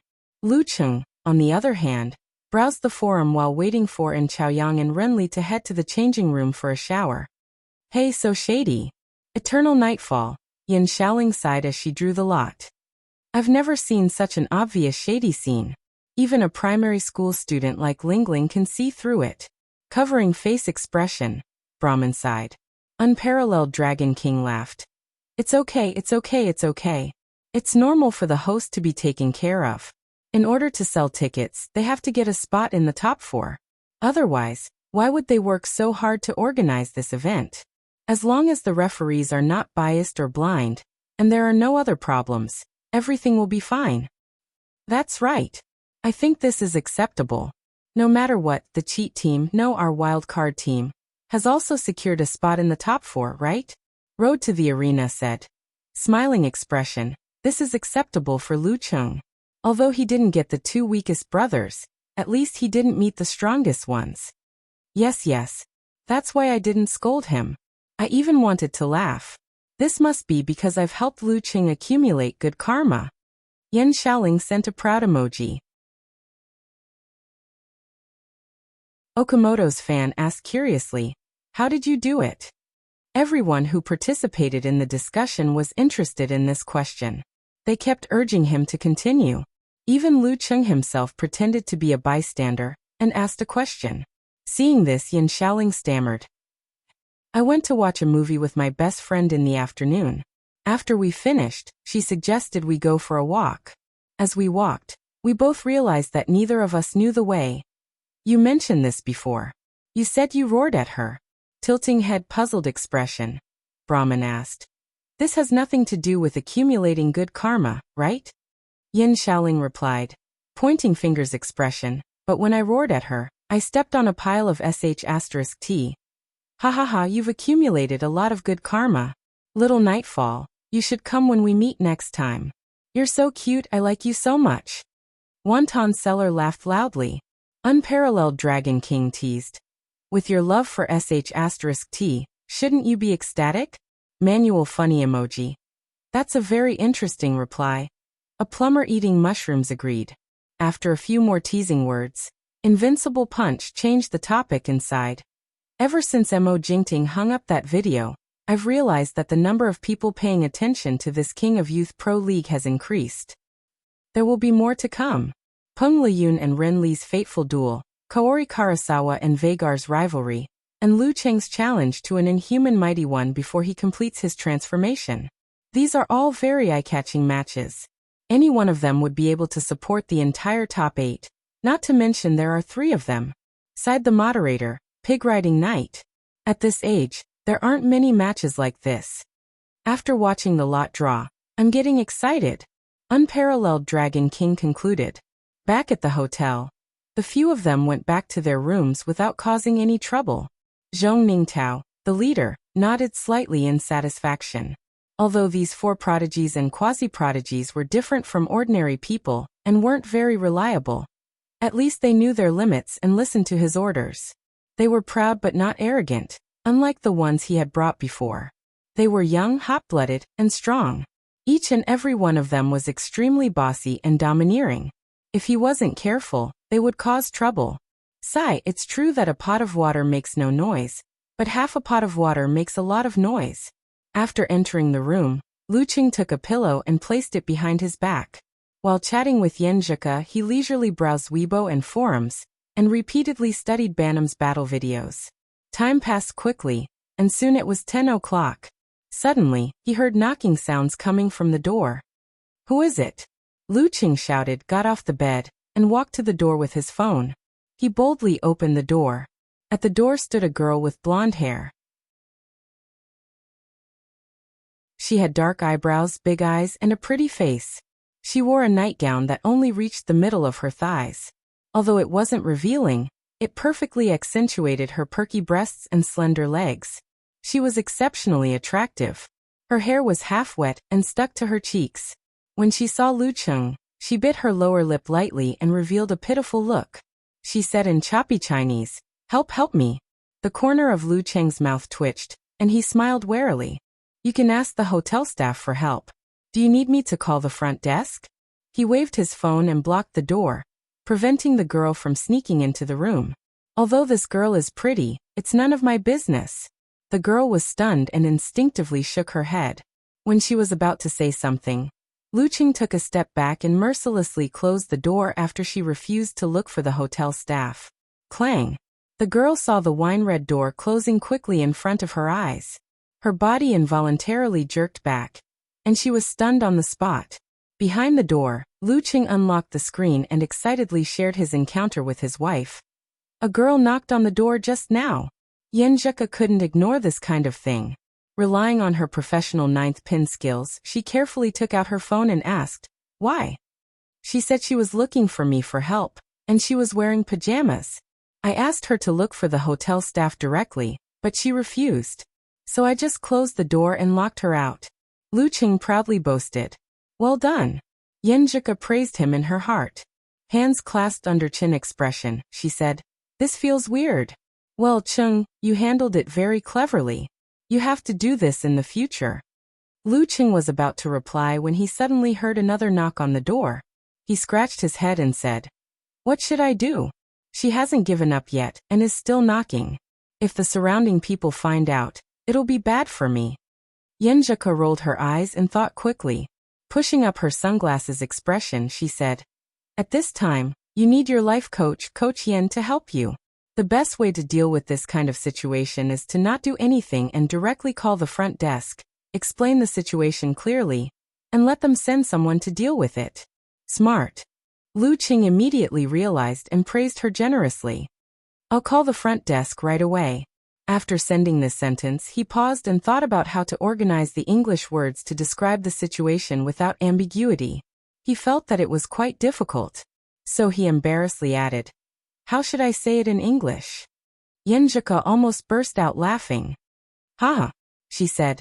"Come, let me help you translate."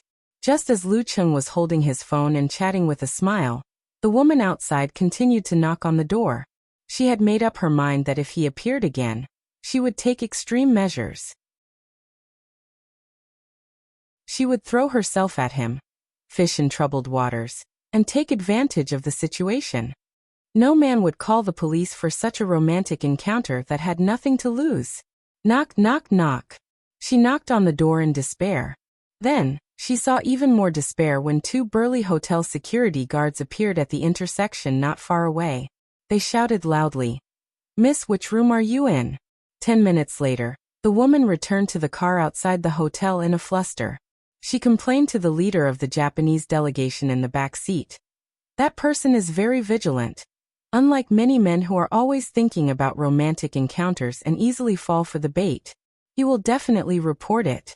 This method can't be used anymore. I think it's better to bribe the hotel's janitor to collect the information." No, every day before the janitor cleans, their leader will ask for the room card to check the room. The leader of the Japanese delegation pondered. "I'll think of another way." The next morning, Lu Cheng, Peng Liyun, and the rest entered the Shengxiang Martial Arts Stadium that they had booked earlier. Renli looked around but didn't look at Peng Liyun. She said seriously to Lu Cheng and in Chaoyang, "I want to spar with him separately." Is this a hidden method to deal with Peng Liyun? Lu Cheng pondered. Although he was curious, to avoid suspicion, he turned to In Chaoyang and said, "You spar with Renli. I'll go with Peng Liyun." "Okay." And Chaoyang had calmed down and didn't decline. When the two of them went to another arena, Lu Cheng saw that Peng Liyun was still in a daze. So he told the leader about the strange incident last night. "Well done." Zhong Mingtao was stunned for a few seconds. He nodded with a smile and reminded, "Tell me earlier next time." Lu Cheng was about to reply when he saw Peng Liyun's eyes regain their vigor. He shook his neck, making crisp cracking sounds. August 23, 7:30 p.m. After a day of rest, The flames of the King of Youth tournament reignited. The strongest four were about to be decided.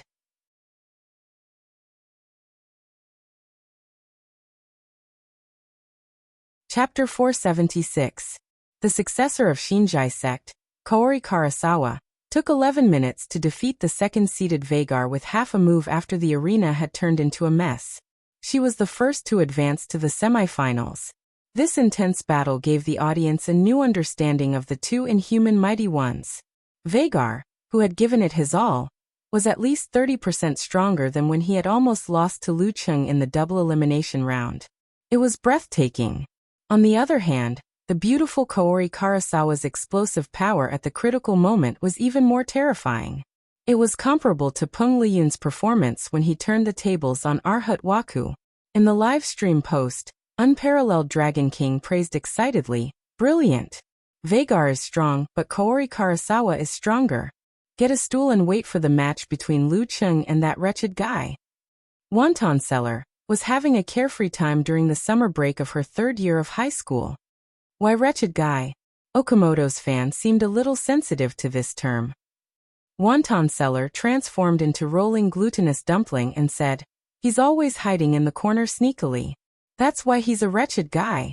23333, well said. Thumping the ground laughing expression, replied Brahman. Eternal Nightfall, Yin Shaoling wandered over and said, "I'm waiting for the big shots to analyze the match." After saying this, she weakly added, "You're right. The fourth-seeded guy only has one more seeded than the fifth-seeded guy. He shouldn't be that much stronger. They don't have the same fighting style, so there's no direct comparison." Road to the arena, explained to the little girl with a sense of accomplishment. Muko Yamashita is a head-on battle type, which suits Lu Cheng's taste. However, Banam likes to fight in close quarters and move around. He either doesn't give you the chance to use your big move, or makes it so that your big move can't hit him. Also, and Chaoyang mentioned on Weibo that Banam's darkness can secretly weaken his opponent. The exact method is unknown. In other words, the longer Lu Cheng fights, the higher the chances of him losing. A plumber eating mushrooms chimed in. So it's about a 4 to 6 chance of winning. Lu Cheng 40% and Banam 60%. Both of them have a chance of winning. Banam's fighting style is sinister and vicious. He's good at avoiding his opponent's strong points and attacking his weak points. Even if Lu Cheng wants to end the battle quickly, he probably won't be able to catch him. This is very dangerous. That's right. With 3 minutes as the boundary, if Lu Cheng can't beat Banam in the first 3 minutes, then he won't be able to win. Pig Riding Knight agreed. Even if force concentration can effectively neutralize weakness, it can't withstand the accumulation of weakness. His girlfriend, above the sky, said, "I'm looking forward to the first 3 minutes of the match. It will definitely be more intense than the previous one." "What they said is what I want to say," Unparalleled Dragon King said in a comical manner. "Then I'll probably suffocate for 3 minutes. Yen Shaoling replied. Hugging head, kneeling on the ground, trembling expression, Brahman immediately said, "I'm so nervous that I can't eat my snacks." As they chatted and discussed, time passed by slowly. The second round of the quarterfinals was about to begin. "It's about to start." Lu Cheng glanced at the electronic clock, smiled and exhaled. He said to Yen Zhika on QQ, "She should still be on her way to school." The girl replied quickly without delay. This time, she sent a picture of the oven again. Inside it were all kinds of unattractive biscuits. "Good luck." "Pfft, it's really the oven series?" Lu Cheng shook his head and laughed. Yen Zhika smiled and said, "Of course I'm a man of my words, but I've only tried the cake and biscuits now. There's no third picture. If you want to cheer for me in another way, then fight for the next round." "Sure." Lu Cheng replied resolutely with a smile. "This is a good way to cheer for me." After finishing his sentence, he locked the screen and passed his phone and wallet to En Chaoyang. He reached out his hand and gave him a high five. "Good luck." En Chaoyang smiled and waved his fist. Peng Liyun and Ren Li, who were standing on his left and right, did the same. After a high five, they waved their fist and said, "Good luck." "Okay." Lu Cheng nodded vigorously. He turned around and was about to walk to the arena. At this moment, and Chaoyang realized that his phone screen was locked. He shouted in confusion, Lu Qing? I don't need to help you take pictures and post today? Yes. Lu Qing turned around and smiled. I've already thought of a reason. If I let you unreliable people do it 2 more times, I'll lose the game. What reason? And Chaoyang asked in surprise. Renli was also curious and listened attentively. Hee, I'll tell you after the match. Lu Qing didn't say anything else. He turned around and waved his hand. He walked towards the arena step by step. He started to focus and his momentum gradually gathered. His thoughts were running fast. According to the discussions with Yan Zhika, Peng Liyun, Ren Li and Chaoyang, he already had a mature plan for the upcoming match. To deal with Banam, he had to end the battle quickly. He didn't want to be gradually weakened by the darkness. He had to watch himself fail little by little. At the same time, he couldn't be too hasty. Once he was hasty, it would be easy for assassin-type fighters to seize the opportunity and take him down in one strike. This was the overall strategy, but he couldn't be careless about the details. Although he could now infuse his every move with fire force and use high temperature to denaturalize proteins and make them lose their toxicity, the principle behind the weakening effect of Banam's darkness was unknown. It could only be based on poison. If it was similar to Ren Li's hidden scent or some special wave, then he wouldn't be able to defend himself. He could only rely on breath holding or force concentration to neutralize the effect. He had to finish off his opponent as soon as possible. As for how to end the battle quickly, Lu Qing also had a general idea.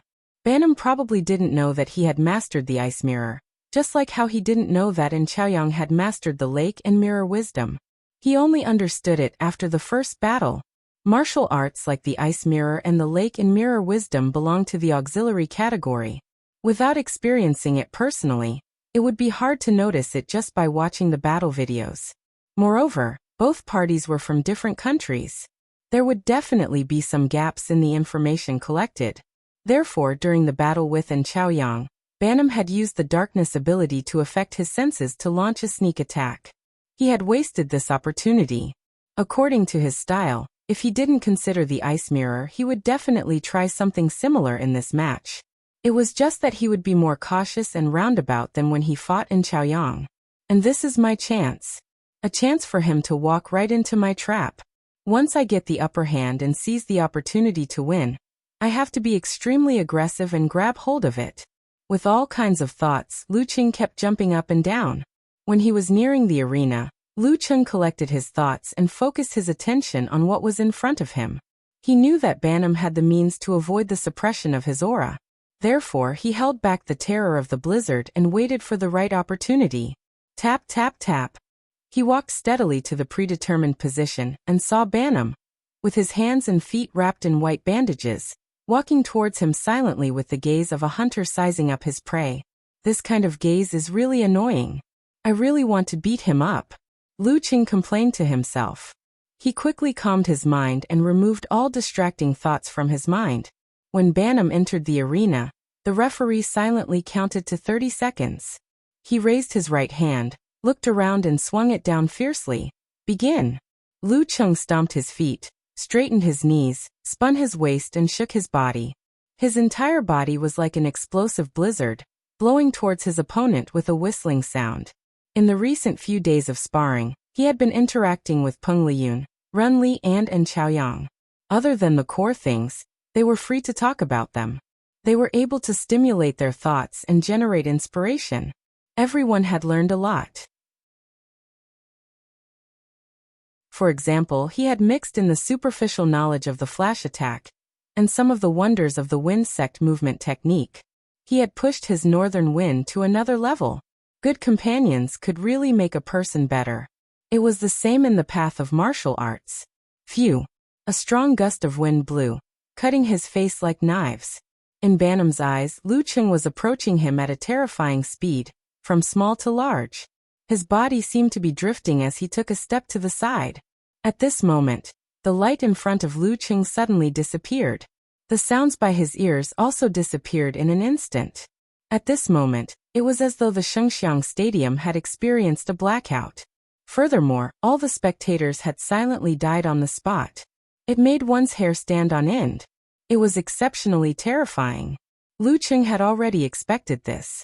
He stopped in his tracks abruptly and went from a high-speed state to a standstill. He adjusted his muscles and directed all the momentum towards the arena floor. Under normal circumstances, he should have heard the sharp sounds of friction and shattering. However, the surroundings were silent.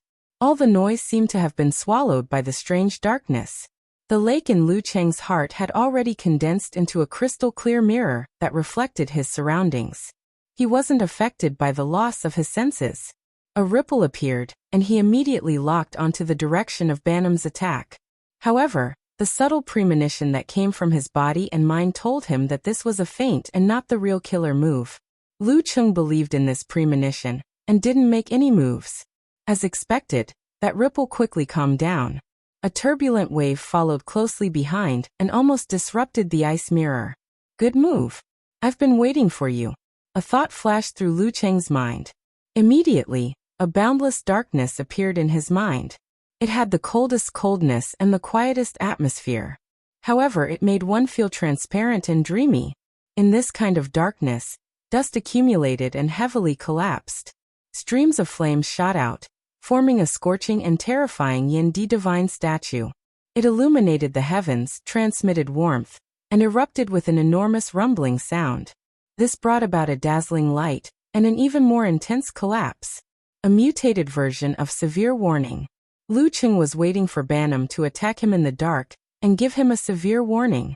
The first attack of the match. Bam! He turned his body halfway. The muscles on his right arm bulged and vibrated at high speed. He swept backwards and hit a slightly cold fist made of flesh. Poof! As though the darkness was absorbed, the lights in the stadium lit up again. Astonishment flashed across Banam's cold eyes. He felt as though there was a terrifying mini-vortex or heavy ball hidden in his opponent's fist. It devoured all of his strength and sucked in his arm tightly. Boom! The whirlpool exploded and the violent shockwave spread out rapidly. It was like a huge iron hammer that smashed into Banam, causing blood to flow out from the corner of his mouth. He lost his balance and was sent flying backward.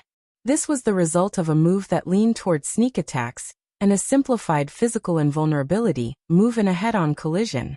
Lu Cheng's eyes lit up. His chi and blood suddenly retracted. He stomped on the ground and pounced forward with a cracking sound.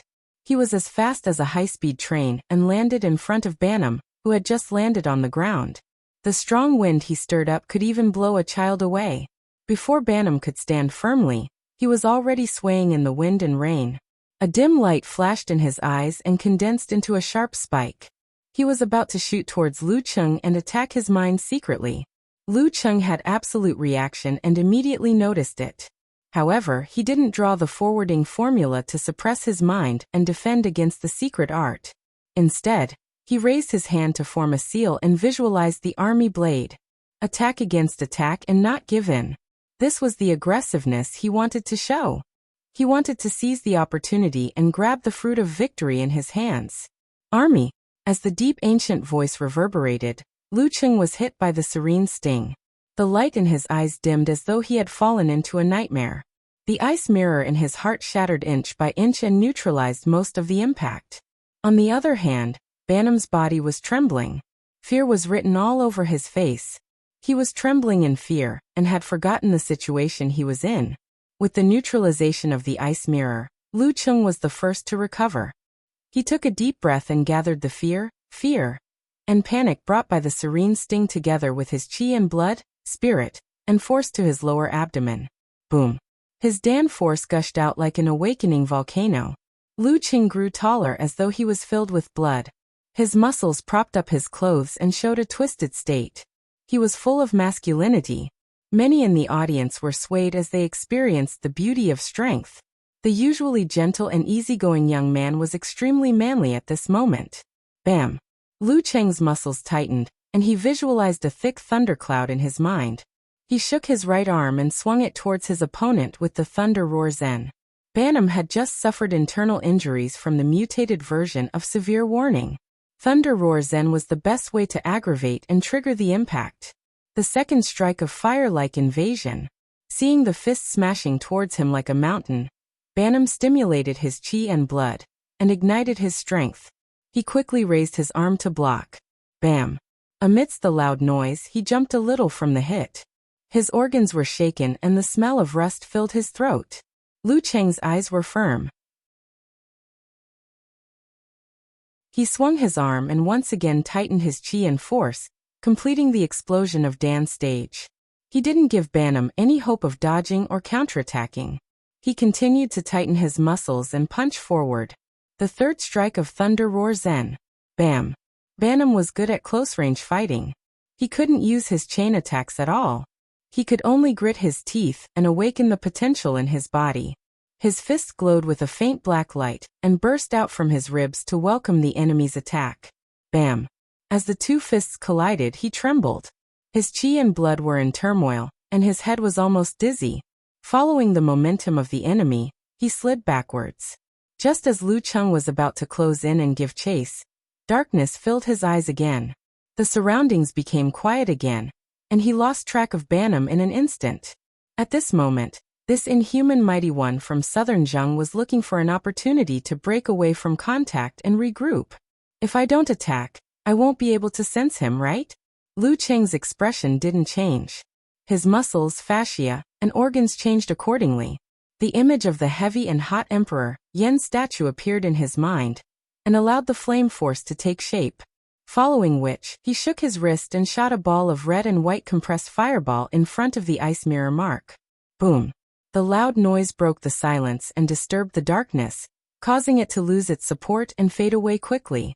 In an instant, Lu Cheng saw rolling waves of fire and smoke. He also saw Banam, whose movements were affected by the explosion of Emperor Yan force. Gotcha! He took a step forward and formed a seal with both hands.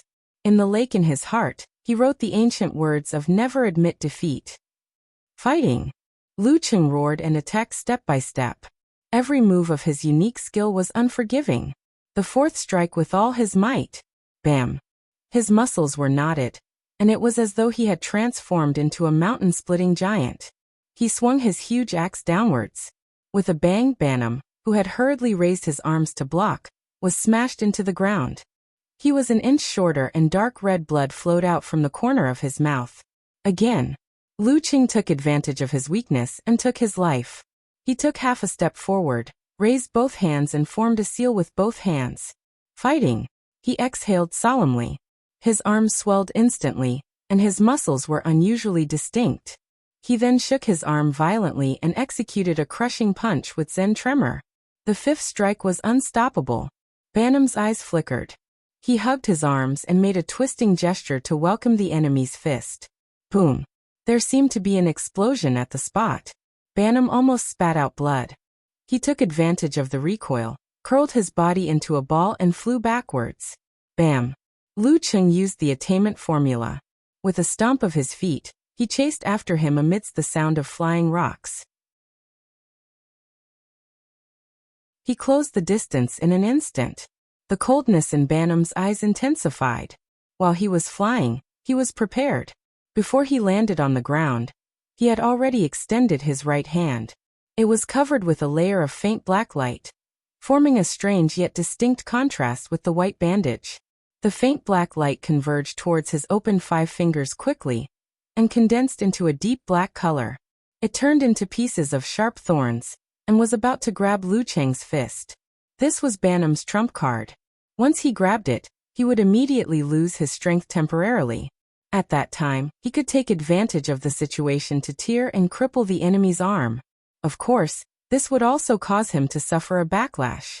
Unless it was a last resort, or if he had the chance to win in one strike, he was more than willing to use darkness to gradually weaken his opponent. At this moment, it was the former situation. At the critical moment, he had to seek victory and defeat. Seeing those black fingers that made one's scalp go numb, Lu Cheng suddenly stopped. He accumulated his inertia and created a sharp friction sound. However, he didn't stop to avoid it. Instead, he stopped to buy time for visualization. A scorching hot, heavy, and terrifying statue of Emperor Yan appeared in his mind. It was like a huge sun compressing the flame force in his body into a ball. Following which, fire god Zhurong stepped out of the void with a crimson dragon under his feet. He suppressed the loss of control that was about to explode. Lu Qing took a small leap and faced Banam's palm that was flickering with dim light. He swung his arm backwards and with the momentum, he threw out a punch with a bang. Internal explosion punch. Not retreating for the sixth strike. At this moment, if he didn't dare to fight head-on, he would give Banam a chance to catch his breath and turn the tide of the battle. As for Lu Qing, he was a martial artist who had experienced life and death battles. He was determined and dared to risk his life. His fist broke through the air barrier and created a layer of flames from friction. It dragged out a white wave and hit the palm that was flickering with faint black light. Their skin was touching and their strength was balanced. At the same time as the flame force gushed in, Banam's palms made a closing motion. His 5 fingers protruded with tiny muscles and veins as he firmly grabbed Lu Cheng's fist. A strange glow flashed by. Boom. It was as though a bomb exploded in Banam's body. The injuries and concussions from before were completely triggered. His chi and blood were boiling, his organs were shaking, his mind was buzzing, his throat was thick with rust, and his vision was blurred. He almost bent over and fell to the ground. He didn't have the strength to grab and tear his enemy apart. As for Lu Qing, the flames that covered his fist burned away part of the black light. Only his body felt weak, and his mind wasn't affected much. He held on, using his willpower to control his mind and his mind to control his body. He withdrew his chi and blood, gathered his force, and suppressed his weakness. Boom! With the explosion of Dan force, he recovered part of his strength. His muscles were distinct and sweaty. Bam! He visualized the thundercloud again, and struck out his right arm in the opposite direction. 7th strike of Thunder Roar Zen. Bam! Banam, who was barely resisting, jumped and spat out blood from his throat. He fell to the ground softly. Lu Qing lifted him with his toes and held on to his throat. The referee looked at both parties deeply. He raised his right hand and announced, Lu Qing wins. Lu Qing won after 10 moves. Lu Qing retracted his right leg weakly. Seeing that Banam was barely standing, he saluted and returned to the spectator stand without stopping. After he took a few steps, the audience finally reacted. They exclaimed loudly and cheered Lu Cheng's name again. He actually defeated the 4th seed in such a short time. Lu Cheng's footsteps weren't slow. He returned to his original position in no time. He bumped fists with Peng Liyun and the rest who were stunned and didn't know what to say. He took back his phone. He first sent a smiley face to Yan Zheka and said, I won. Then he switched to the live post interface. He saw that little Wonton and the rest had tagged him many times and requested to take photos. His fingers moved quickly as he typed. Lu Qing replied with a smile, I didn't even have time to take a picture before the competition ended. This was the reason he prepared.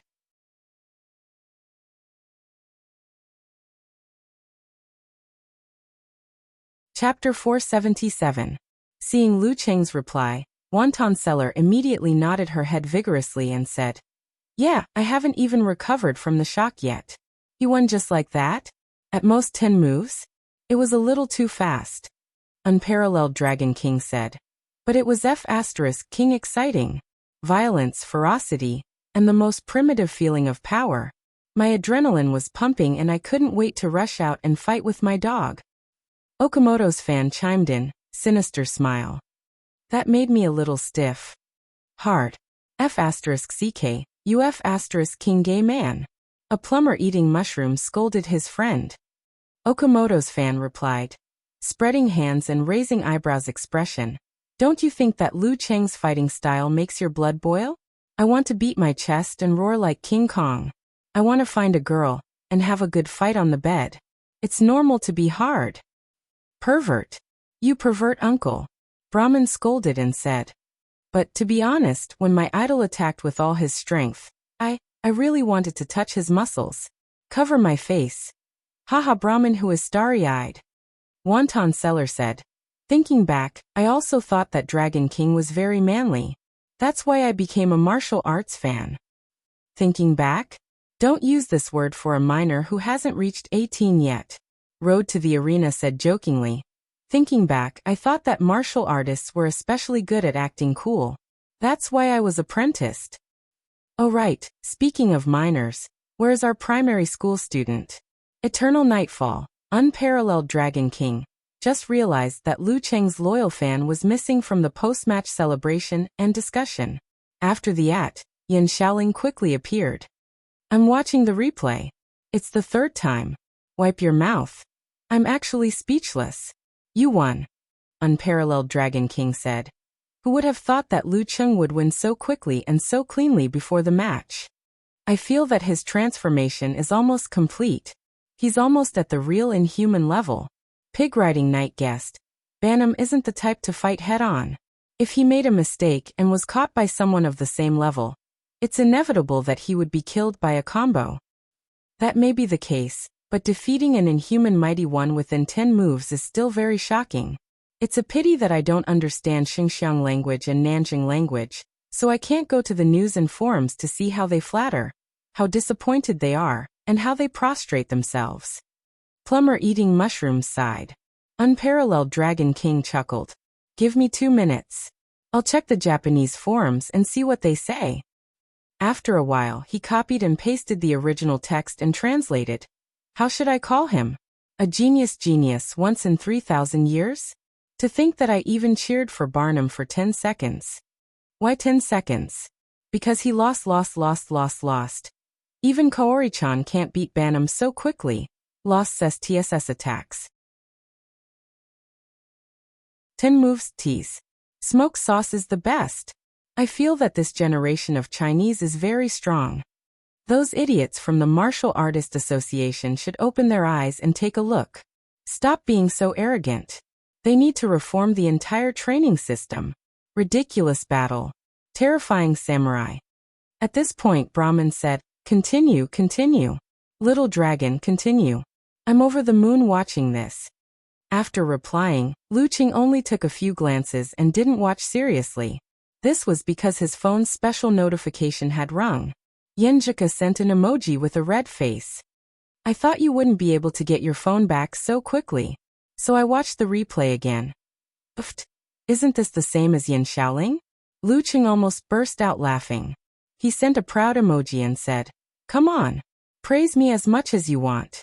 I can take it. To be honest, he was a little smug when he replied to the people in the forum with the excuse of the battle ended too quickly, and I didn't have time to take photos. Yenjika rolled her eyes and asked with concern. I heard that Banham's last move was very powerful. Cheng, are you okay? It was indeed very powerful. Lu Cheng pretended to be pitiful. Although I have regained some of my strength, my body is still weak. All my attributes are deteriorating. If I hadn't finished Banham off then, I would have been in a dangerous situation. Of course, Banham had endured the mutated version of Severe Warning, and switched to the internal explosion punch with Emperor Yen Force as the core.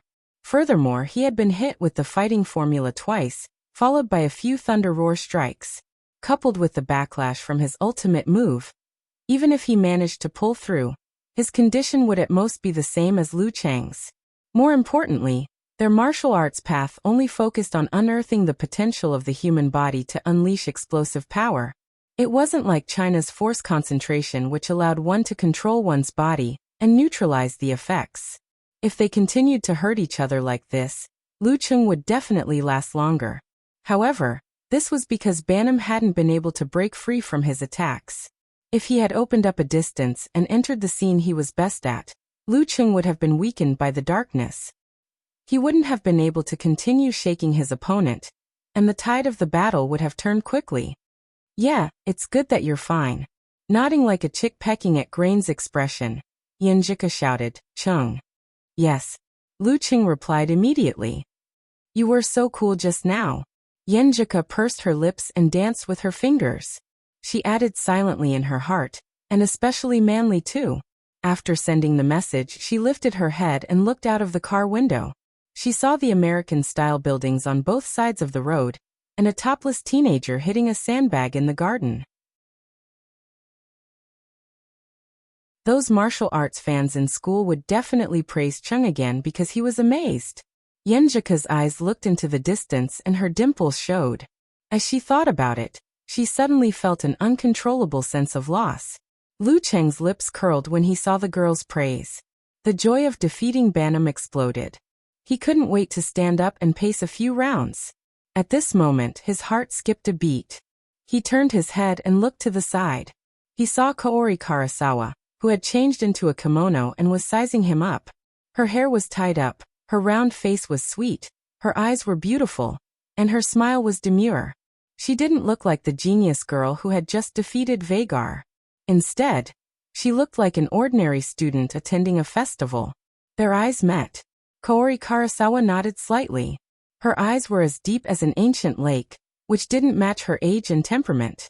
The martial arts of the Shinjai sect were both mysterious and violent. They wouldn't be easy to deal with, Lu Qing thought. If they were to encounter each other, even if he completed his transformation, his chances of winning wouldn't be high. Shifting his gaze elsewhere, Lu Qing happened to see Bantam's staggering figure leaving the changing room. He walked out of the martial arts arena silently, just like how he came in silently. As for Vagar, he never appeared again after losing to Kaori Karasawa.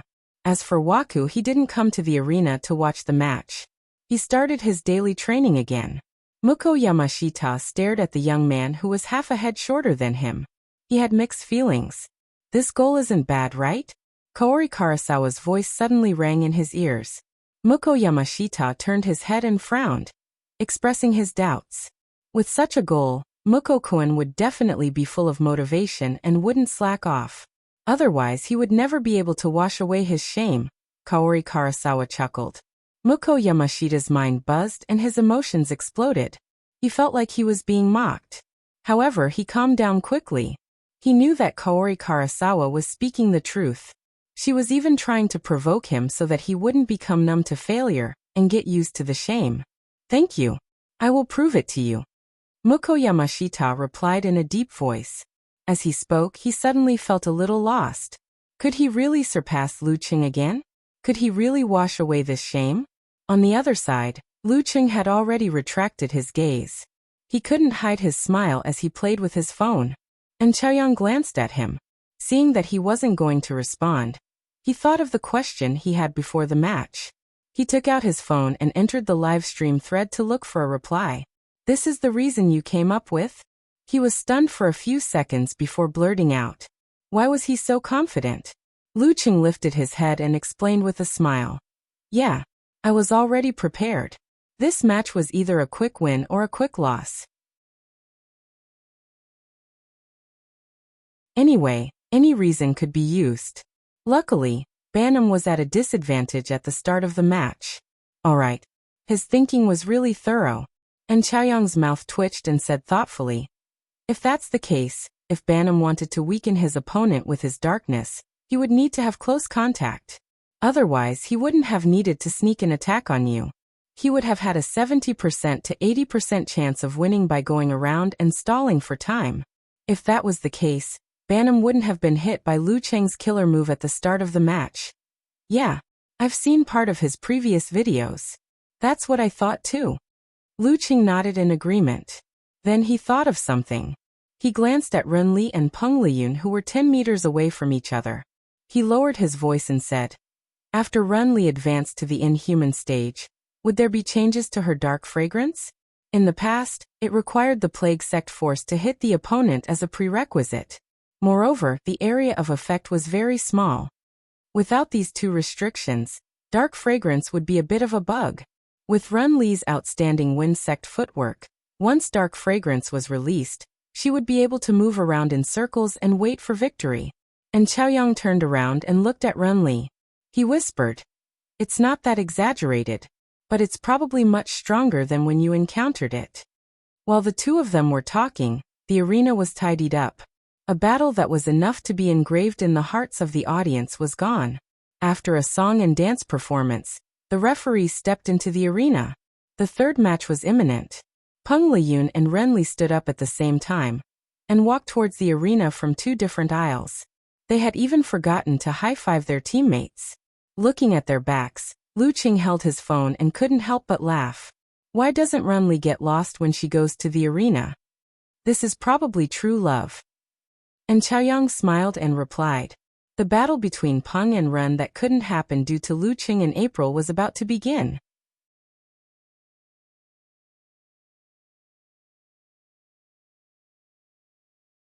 Chapter 478.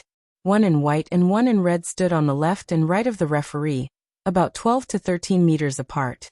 This was the first official battle between Peng Liyun and Ren Li, who had been known together for a long time, after more than a year. The last time they fought, one of them was a weak 6th pin, while the other was a top 7th pin. Now both of them had reached the inhuman stage, and were worthy of the title of Heavenly Son of the Era. Unfortunately, the audience didn't understand the hidden history and meaning behind this battle, so they couldn't create the best atmosphere. Ren Li regulated her breathing and slightly trembled her muscles, secretly warming up her body. Her eyes reflected the young man opposite her, who was no longer idle, and was focused on his battle. The referee looked around, raised his right hand and shouted, "Begin." As soon as he finished speaking, he saw Ren Li take a step to the left and twist her body in the opposite direction. Her muscles, fascia, and strength bulged, and with a bang, a tornado visible to the naked eye appeared. It roared and swept toward Peng Liyun. Whoosh whoosh whoosh. The wind whimpered as if a demon was coming, especially disturbing the listener's mood. Just as Peng Liyun's mind outlined the sacred and majestic thunder god statue to suppress his mind, he felt the heavy wind pressure on his face. Ren Li was approaching. As an old enemy who knew her well, he didn't try to respond. He directly put his palms together, and was about to release the thunder from a clear sky. At this moment, Ren Li seemed to have sensed something. Her wind force suddenly swelled, twisting her muscles and fascias, and suddenly swinging her center of gravity, making an incredible turn in the high-speed dash. Bang! There was an explosion at the original spot, as if an airplane was flying at low altitude, or a high-speed train was running at full speed from dozens of centimeters away. The strong wind made the referee subconsciously raise his hand to block in front of his face, and his body swayed back. Ren Li's wind steps had reached an incredible level and reached the real inhuman level. In a turn, the strong wind could push people away. Peng Liyun's thunder from a clear sky was drowned out by the loud noise. The thin thunderblade that he pulled out chopped at Ren Li's original path, hitting the ground and creating a scorch mark. Having fought against each other so many times, they were no longer probing each other. Right from the start, they were all shaken to the core. After completing the turn, Ren Li suddenly lowered her shoulders and flicked her wrist in the opposite direction, causing the force to surge into a high-speed spinning wind blade that shot towards Peng Liyun's throat. At the same time, she twisted her back and swung her waist, kicking 7 times in a row. Every kick was either aimed at Peng Liyun's ankle joint or his knee. She had completed the 27th move of the wind sect. Striking from the top and kicking from the bottom, cold blade, and tornado. Peng Liyun seemed to have expected this. He suddenly raised his right arm in front of him, and his fist, which was wrapped in electric light, went from bottom to top and hit the bottom of the wind blade. With a sharp friction sound and a sudden high-pitched sizzling sound, the wind blade disintegrated and turned into a gust of wind. Inside his body, there seemed to be a turbocharger that was spinning crazily. When he raised his arm to block the knife, he seemed to be repelled by the wind pressure generated by Ren Li's tornado chain kick. He was pushed hard and swung back just in time. He didn't straighten his back and didn't exert any strength. Bam bam bam. Ren Li's kick missed. Peng Liyun took a step forward, withdrew his chi and blood, and exploded his Dan force. He stretched his fascia, flexed his joints, and launched a machine punch. Bam bam bam bam bam bam. The sounds of the punches were endless, and the electric light came one after another. Ren Li didn't back down. She used tornado again and kicked with explosive force. Her whole body seemed to be half floating, stirring up a scary strong wind. Seeing the electric snakes flying around, the strong wind blowing, and the sound of the punches hitting their hearts like drums, Lu Qing and An Chaoyang couldn't help but be amazed by the level of Peng Liyun and Ren Li when they gave it their all. The big devil, who was serious from the beginning, was really scary. His attacks were smooth and his defense was natural. Ren Li, who was usually unreliable, didn't seem to be at a disadvantage at all. Her leg skills were amazing and her sword skills were in her palms. They were evenly matched. This level of intense battle was enlightening for the two of them. They watched without blinking, afraid that they would miss out on the key points. Because of this, Lu Qing only took pictures occasionally and posted them in the live thread. Everyone understood his condition, because everyone was like this. The heated discussion just now had become cold and quiet. Phew, when my transformation is complete and I stabilize, will I be at Renli's level now? Lu Qing thought as he watched. It had been almost 5 days since his transformation. He had already overcome the difficulties in the early stage, and his progress was more than half complete. There were only 7 or 8 days left for him to slowly finish up. In terms of physical fitness, he could be considered a standard inhuman mighty one, but he still lacked the taste of precise control. Maybe not as pure as Renli, but his actual combat level should be about there. Lu Qing nodded slightly, comparing and judging himself. Bam bam bam, bam bam bam. Dust floated above the arena. The wind was strong, and lightning flashed continuously, illuminating the eyes of the spectators. Renli and Peng Liyun fought and retreated, sometimes competing with their body movements, and sometimes making turns. They fought from the center to the left, and then from the left to the other side. There was not a single intact brick left on the ground. In these 5 or 6 minutes, they didn't use their simplified physical invulnerability moves, because if they didn't have a good opportunity and missed, they would easily fall into a passive state and be suppressed by their opponent. After a tough battle, Renli finally relied on the advantage of her body movements to sneak to Peng Liyun's side, seizing an excellent opportunity. In her mind, she naturally outlined a green hurricane that connected the 9 heavens and the earth. Seawater, trees, and boulders were sucked into it and rushed to the sky. This led to changes in her corresponding muscles, fascias, and organs, causing the layers of Wind Empress force to twist and turn into a spiral. Following which, various kinds of wind blew, replacing the hurricane and condensing into the image of a female god, suppressing the force that was about to go out of control. Bam! Renli bent her body forward and blocked with her left arm. She turned her waist and stretched her back, so that her right fist came out from below and turned into a sky cannon. Peng Liyun took a deep breath and gathered his strength. His arm swelled, and he bent his elbow to strike. Electricity leaped out of his body. Bam! The sound was urgent. Renli's right arm reverberated. Her fist was sore and her muscles were numb. She couldn't help but take a step back. Peng Liyun felt that every part of his body was being torn apart. A strong wind rose from under his feet, spiraling and sweeping, making him fly up uncontrollably. The 10th move of the wind sect, 9 heavens breath. Simplified physical invulnerability. Peng Liyun had just been sent flying when Renli stepped on the ground and made another loud sound. She took advantage of the place where her opponent was about to fall and was ready to wait for him to come out. Facing this, Peng Liyun's thoughts turned quickly. He quickly visualized and finally fixed his eyes on the green jade amulet floating in the void. Lightning flashed on the jade amulet and turned into seal characters. The force of heaven punishment in Peng Liyun's body gathered in his right palm. Bam! He pressed down hurriedly and a silver lightning as thick as a thumb suddenly appeared in his palm and struck towards Renli. This was another application of the thunder seal. Peng Liyun couldn't use it unless he reached the inhuman level and his body had mutated. Renli's scalp was numb. When her opponent pressed down hurriedly, she suddenly straightened her back and took a step back forcefully, triggering the strong wind. Bam! The lightning struck and brushed past Renli's body and hit the ground, spreading out small sparks in all directions.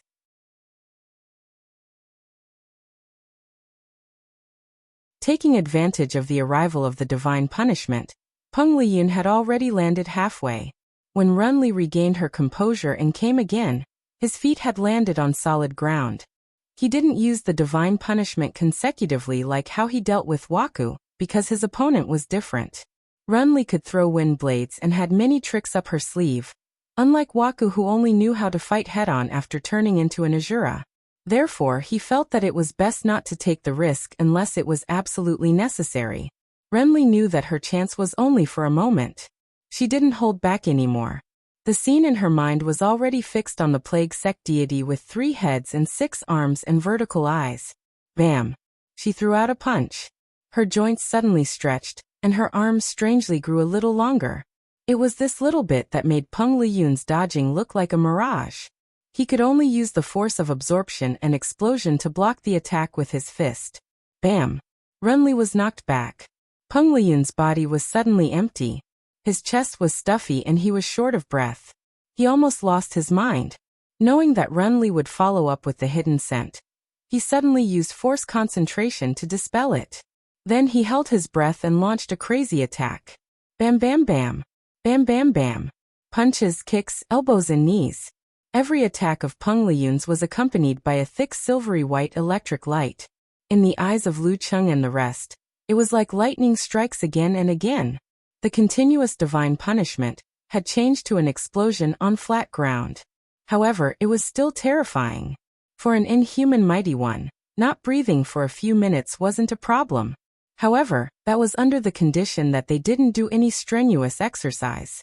Now Peng Liyun had been holding his breath for a full 2 minutes, and still showed no signs of stopping. Lu Cheng's eyelids twitched as he felt the difference between him and his opponent. Renly activated the hidden scent and gritted her teeth to hold on.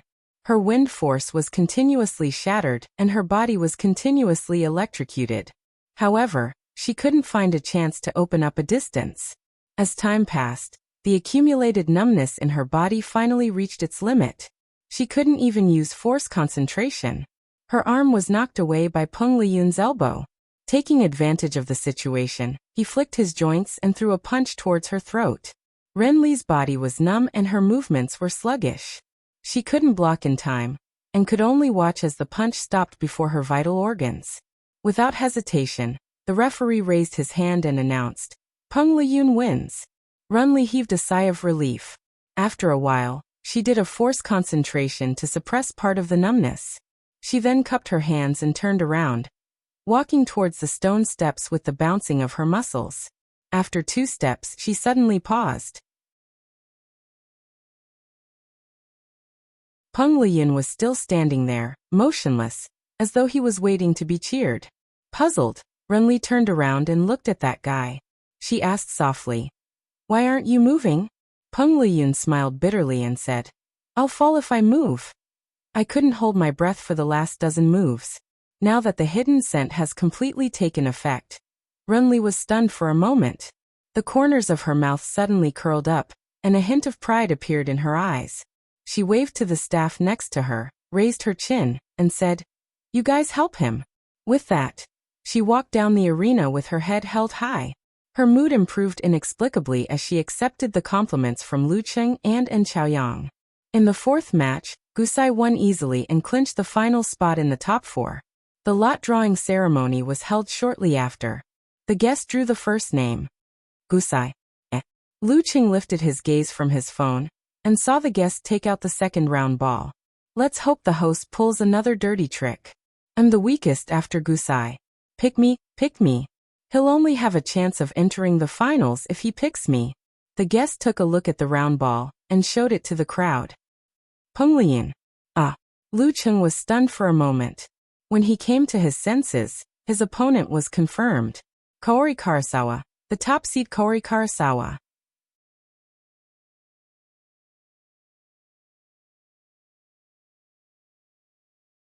Chapter 479. Kaori Karasawa. Lu Cheng muttered the name and turned to look at the Japanese representative team. The girl in kimono was also looking at him. Her expression was calm and her gaze was gentle, without a hint of hostility. However, Lu Cheng knew very well that this would be the strongest opponent he had faced in this competition. The title of top seed wasn't just for show. Shinjai sect was a martial arts sect with a long history in Japan. It was the product of the combination of local swordsmanship and the Zen techniques of Buddhists from the East.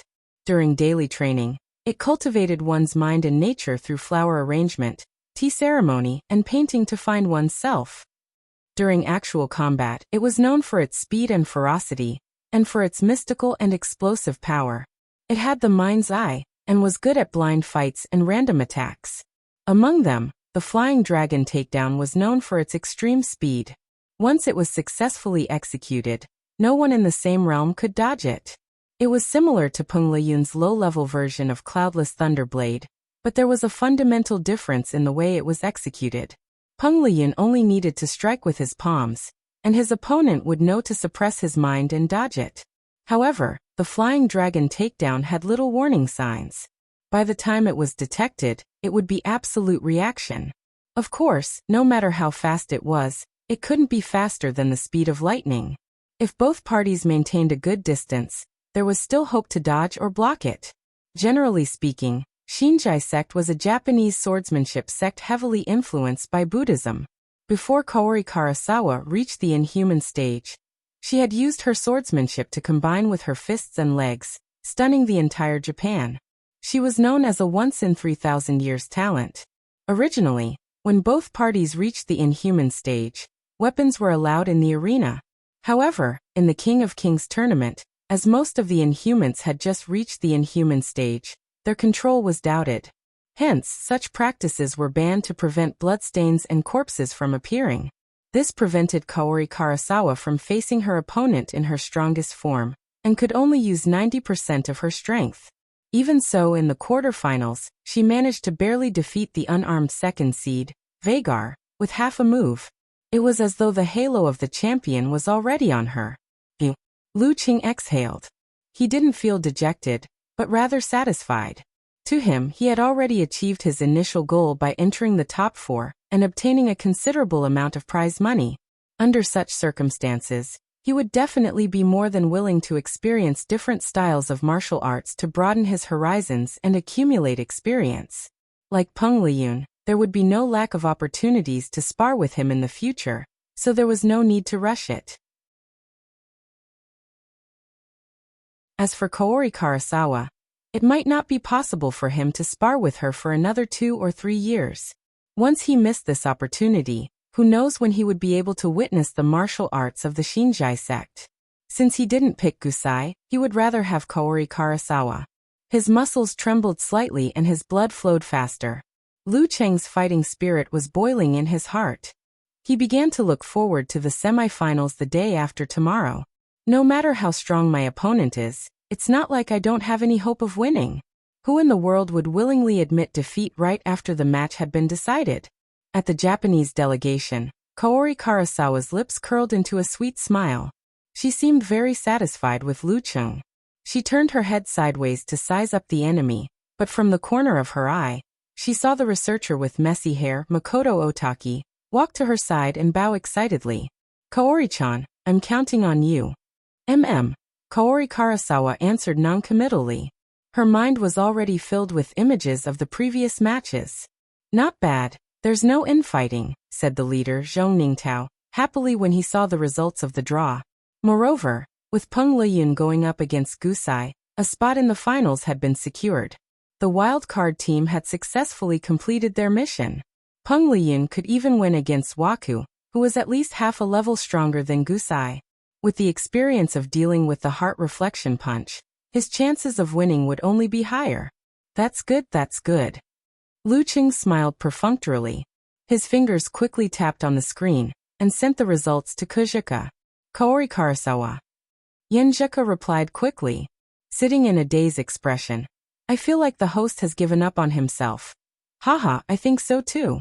After all, it's unlikely that Gusai would win against anyone. Moreover, Shengxiang's results are already better than Nanjing and Miluo's. Now that they've secured a spot in the semifinals, it doesn't matter who they pick. That's right, that's right. There's no need to play dirty anymore. Yenjika suddenly said. Chung, are you destined to clash with the Japanese? Why do you keep picking them? First it was Ichii Sakata, then it was Muko Yamashita, and now it's Kaori Karasawa. Are you trying to single-handedly defeat their entire delegation? Ichii Sakata, Muko Yamashita, and Kaori Karasawa were the 3 strongest members of the Japanese delegation. Defeating them was no different from defeating the entire team. Ooft, now that you mention it, I feel like I had a grudge against them in my previous life. Why do I keep picking them? Kaori Karasawa is very strong. It's been almost a year since she achieved Chi and got a 6th Dan black belt. If she unleashes her full strength and wields a blade, I feel like she's even stronger than Peng Liyun. I'll be lucky if I don't get beaten by her. My chances of winning against her are slim. I'm not being humble, I'm just speaking the truth. I won't brag in front of my little fairy if I don't have much confidence in winning. I believe in you, Brother Cheng. Yanjeka suddenly sent an emoji of a monkey wagging its tail and giving out red hearts to encourage him. You'll definitely do well. Yeah, I can't say you have a chance of winning. That'll ruin your character. But it's weird that Cheng keeps picking Japanese mighty ones. Yeah, the King of Youth Pro League has been weird since the beginning. We were given 4 wild cards, and there was a mysterious woman knocking on our door at night. Yenjika looked up and pursed her pink lips. She had some doubts in her heart, but she couldn't string these strange things together. Soon she stopped thinking and began to listen to the teacher attentively. In the live thread, Eternal Nightfall, Yen Xiaoling sent an emoji of a sighing with open arms as soon as the results of the draw were out. What's the big deal? What happened to the cheating host? If he cheated, wouldn't it be Lu Cheng against Gusai and enter the finals? Unparalleled Dragon King replied. I overestimated their self-esteem. They're actually satisfied with the semifinals. That's normal. If it was Waku, there wouldn't be much doubt if he made it to the finals. But if they relied on drawing lots to send Gusai to the finals, that's too shameless. Who's going to bring them along in the future? Road to the Arena was mentally prepared for this. Then I've overestimated their shamelessness. A plumber eating mushrooms replied, spitting. Let's not talk about this anymore. The important thing now is, does my idol have a high chance of beating Kaori Karasawa? Asked Brahman. At most, a 20% chance of winning. Pig Riding Knight answered honestly. Unparalleled Dragon King chimed in. Lu Cheng can barely beat Vagar when he's at full strength, let alone Kaori Karasawa. Although it's a little exaggerated to say that she's a once-in-3,000 years beauty, she's still capable. Let's see if she's careless or if she's injured from the fight with Vagar. As for Lu Cheng, he's always been able to outperform himself, so we don't have to worry about him. Invincible Punch had almost taken Lu Cheng as his role model. Then I'll enjoy the competition and snacks, sob sob sob. Brahman replied, wiping tears with a handkerchief. I'm not listening, I'm not listening, I'm not listening. Eternal Nightfall replied, Yen Xiaoling. After drawing lots, Lu Cheng and the rest returned to the hotel. Among them, Runli was exhausted. Peng Liyun was still under the influence of hidden scent. He didn't say much and went straight to his room. And Chaoyang sat on the sofa in the lobby for a while. He listened to music and watched strangers come and go, enjoying the solitude in the crowd. Lu Cheng washed up first, then curled up on the bed. He chatted with Yen Zhika while browsing through Kaori Karasawa's battle videos given by Unparalleled Dragon King. His routine was no different from the previous few days. He didn't feel bored at all. Instead, he enjoyed it. Outside the hotel, there were 2 exits. Each of them was guarded by a group of sneaky people. However, they didn't see any member of the wild card team go out alone. They're too obedient. Why don't they go out and have some fun? The leader gritted his teeth and whispered. Shengxiang's red light district is famous all over the world. Not only can they taste ordinary flavors, but they can also make all kinds of strange things. The person beside him was also puzzled. In the past, there would always be people sneaking out from the Chinese delegation. Maybe these 4 guys are a little weird. The leader sighed. That girl doesn't go out to shop either. Isn't she wasting her time coming here? The person beside him quickly explained. Runli has no sense of direction. She was asked by the leader to go out with him. I heard that she's also face blind. She can't remember what others look like. Who knows when she'll forget who the leader is? The leader was fantasizing about possible opportunities. But it's not to the extent that she can't remember when we meet every day. The person beside him was getting more and more depressed. After another 2 days of tough training, Runli and Chaoyang, who were eliminated, volunteered to be Lu Cheng's sparring partners. As for the big devil King Peng Liyun, he didn't have much sparring practice due to his experience with Waku and the influence of hidden scent.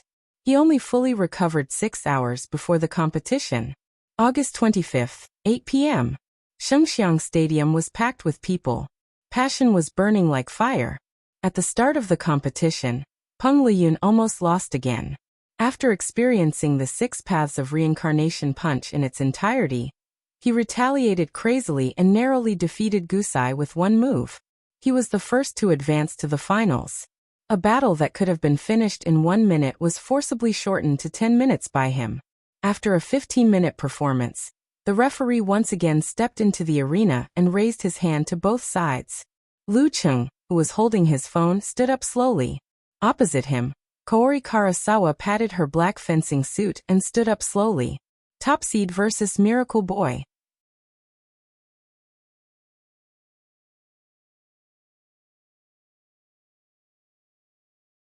Chapter 480. Go for it. Peng Liyun, who was beside Lu Cheng, took a sip of the nutrient solution and extended his fist with a smile. He had returned from the locker room and was refreshed again. Lu Cheng bumped fists with him without saying anything else.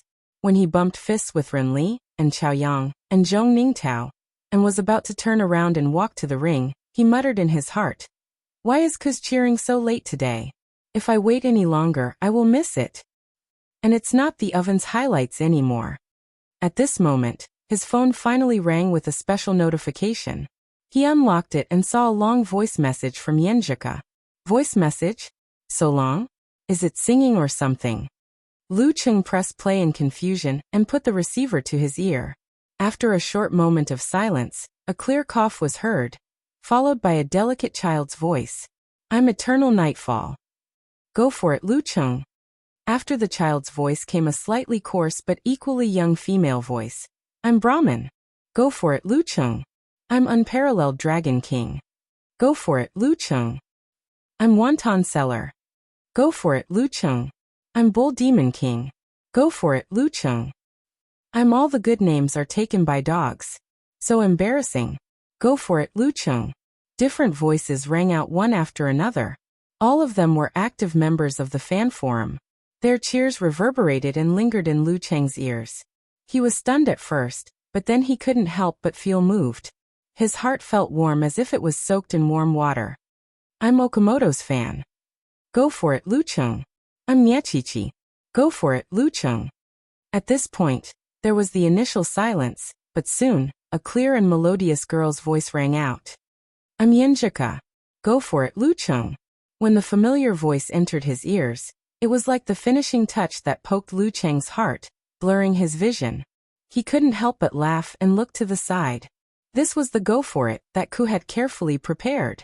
She must have put in a lot of effort. Everyone must have been very enthusiastic and overcame their shyness. Lu Cheng lowered his head again. He first sent a fist and dancing emoji, and then he sniggered. "You should have said, 'I'm a little fairy.'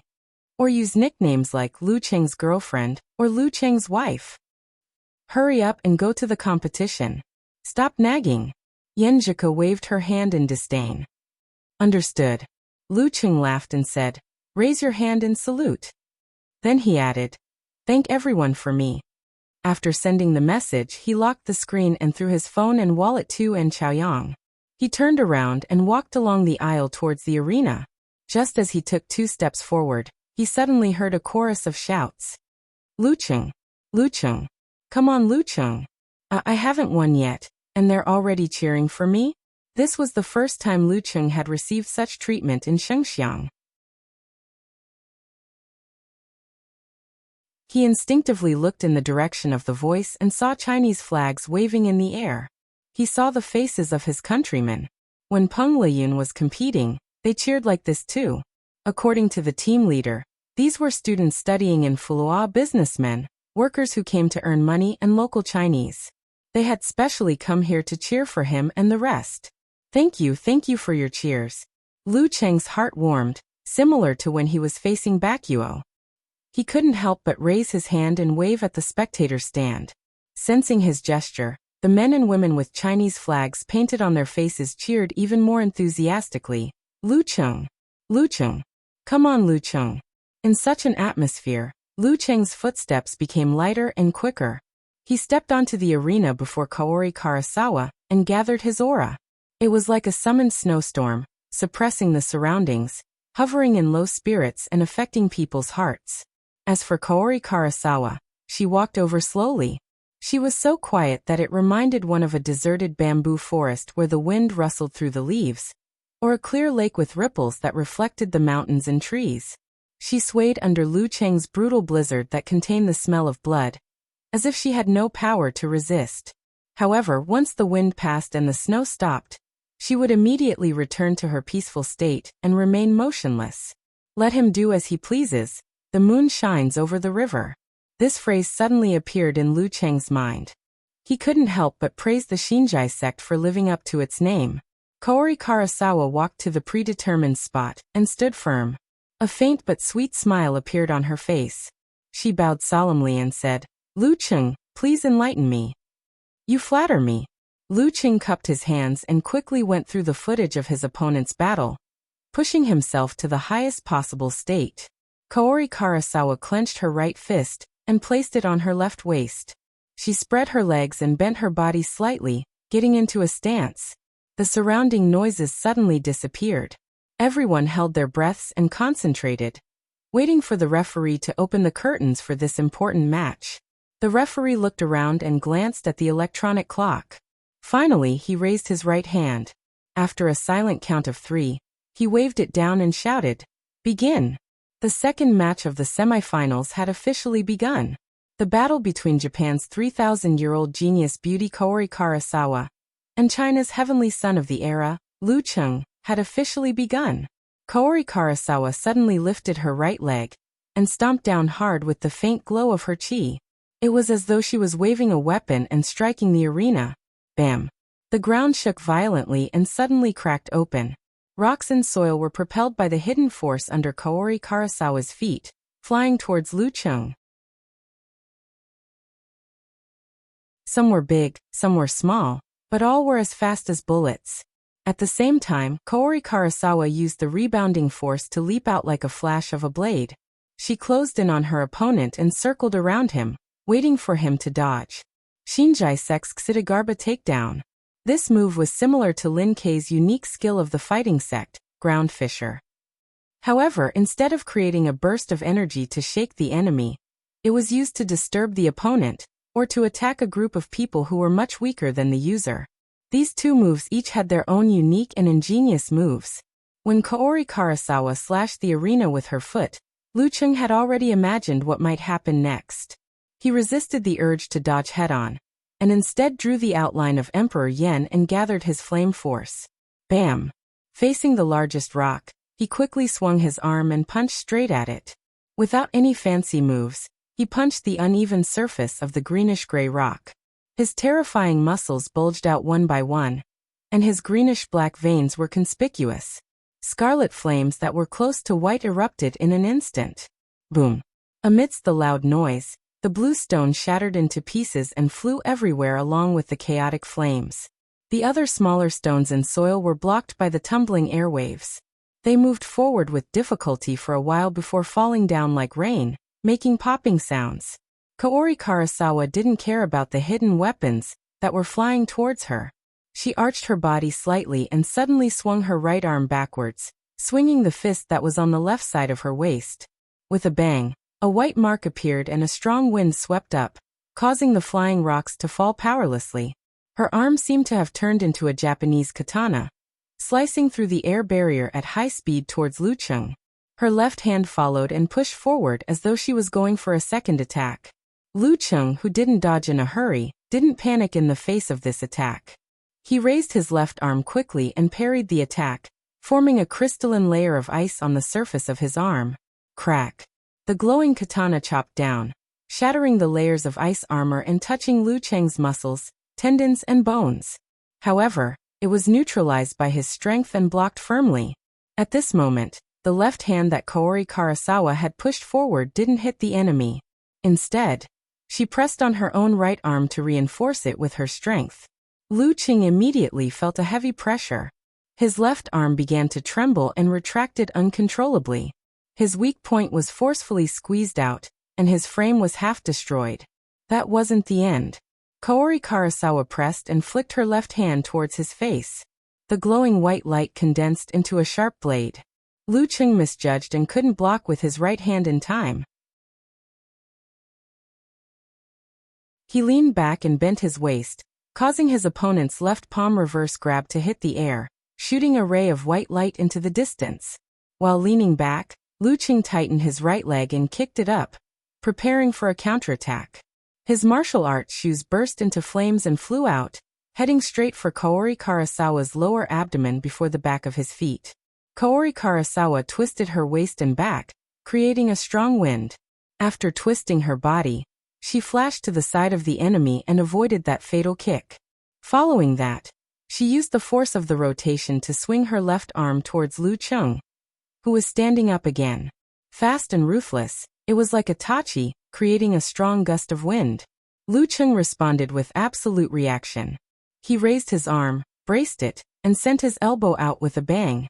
It glowed with a crystalline brilliance and collided head-on with Kaori Karasawa's centrifugal takedown. Crack. Ice crystals shattered and fell.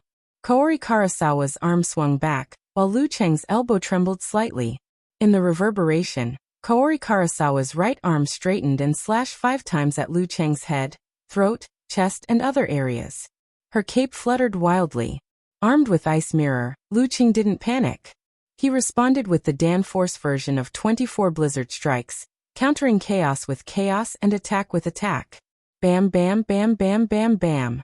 Amidst the continuous sounds of explosions, chi flew and flames splashed like red rain. In the midst of the battle, Lu Cheng was getting fiercer and fiercer. Just as he was about to gain the upper hand, an extremely dangerous premonition suddenly rose in his heart. Without thinking, he leaned back again, even deeper than before, nearing the teppanyaki bridge. At that moment, he saw a ray of light flash past his face in a terrifying manner, leaving behind an obvious white wave of air. Boom! A loud explosion followed, causing Lu Cheng's ears to ring and his organs to sway. He almost fell. Shinjai Sek's flying dragon takedown. If it weren't for his ability to sense danger, he wouldn't have been able to dodge or block this sudden strike.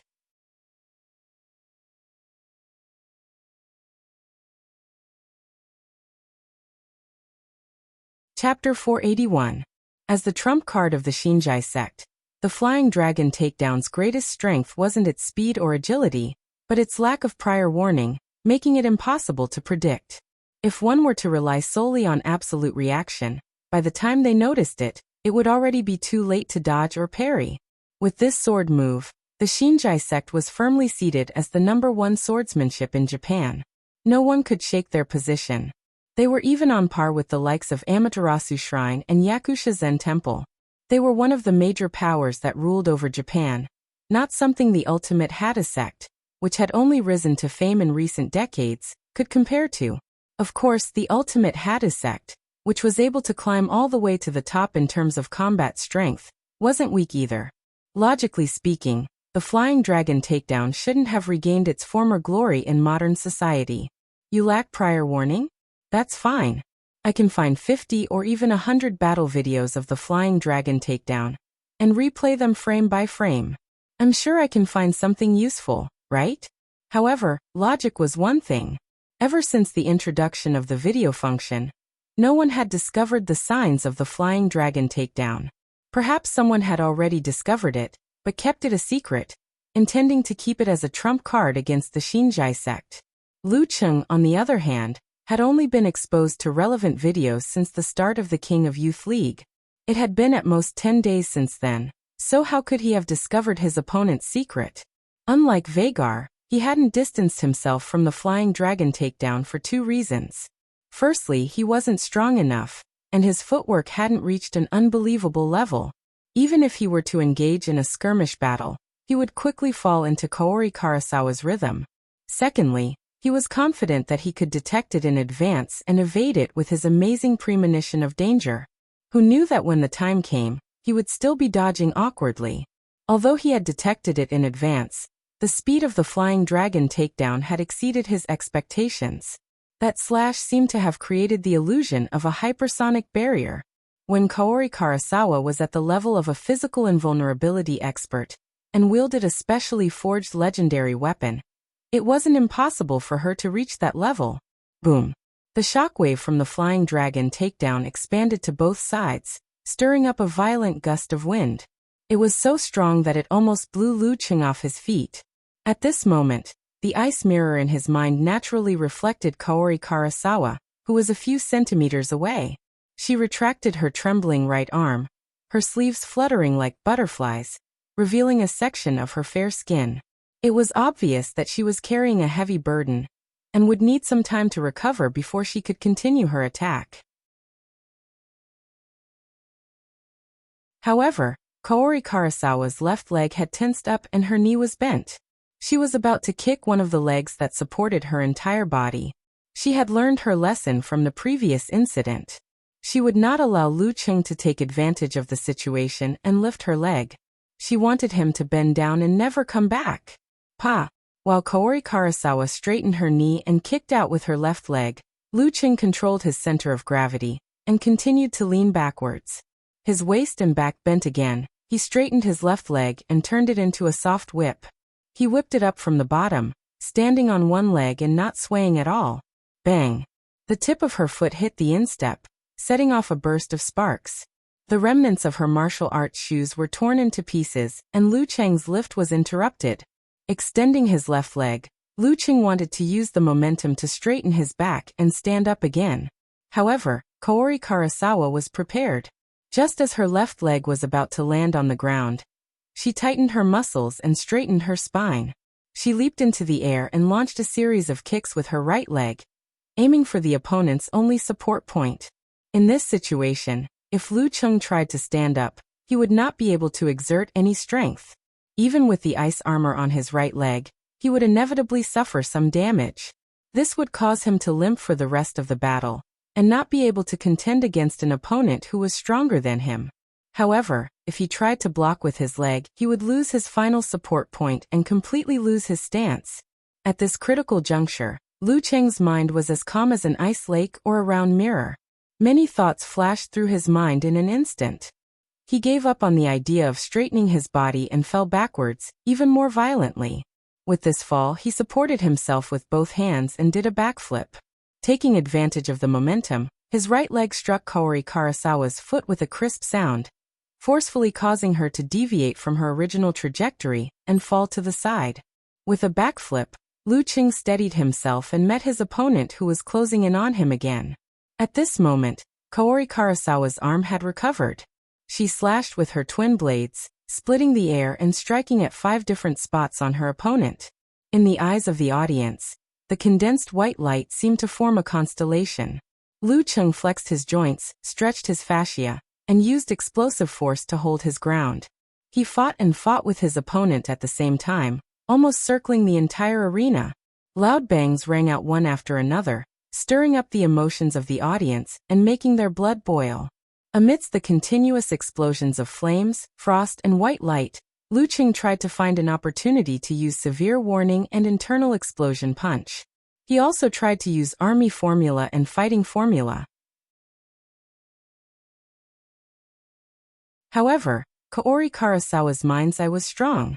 Once she sensed a change in her opponent's rhythm, or by retreating, she would have sufficient time to prepare. She would avoid the front, attack from the back, or attack from the side, making it impossible for Lu Qing to succeed. Compared to Veigar, Muko Yamashita, and the rest, this beautiful girl who only appeared once every 3,000 years had a stronger mental cultivation. Her fighting style was also gentler. She knew when to yield and when not to attack and when not to dodge. This gave Lu Qing a deeper understanding of the details of the battle between Peng Liyun and Renli 2 days ago. They rarely used simplified physical invulnerability or other secret arts.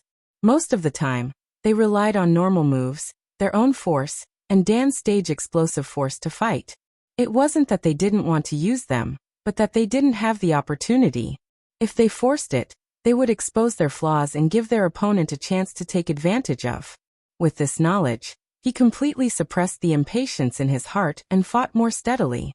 Moves such as snow cover, ice burning, cold bite, aurora, and other moves were used one by one at the right time. Sometimes he used them together with force concentration. The more he fought, the more refined his moves became. In the end, he even felt like he could use them at will. At most, we'll just compete on stamina. Kaori Karasawa's sharp senses detected this, and was prepared to interrupt her opponent's transformation.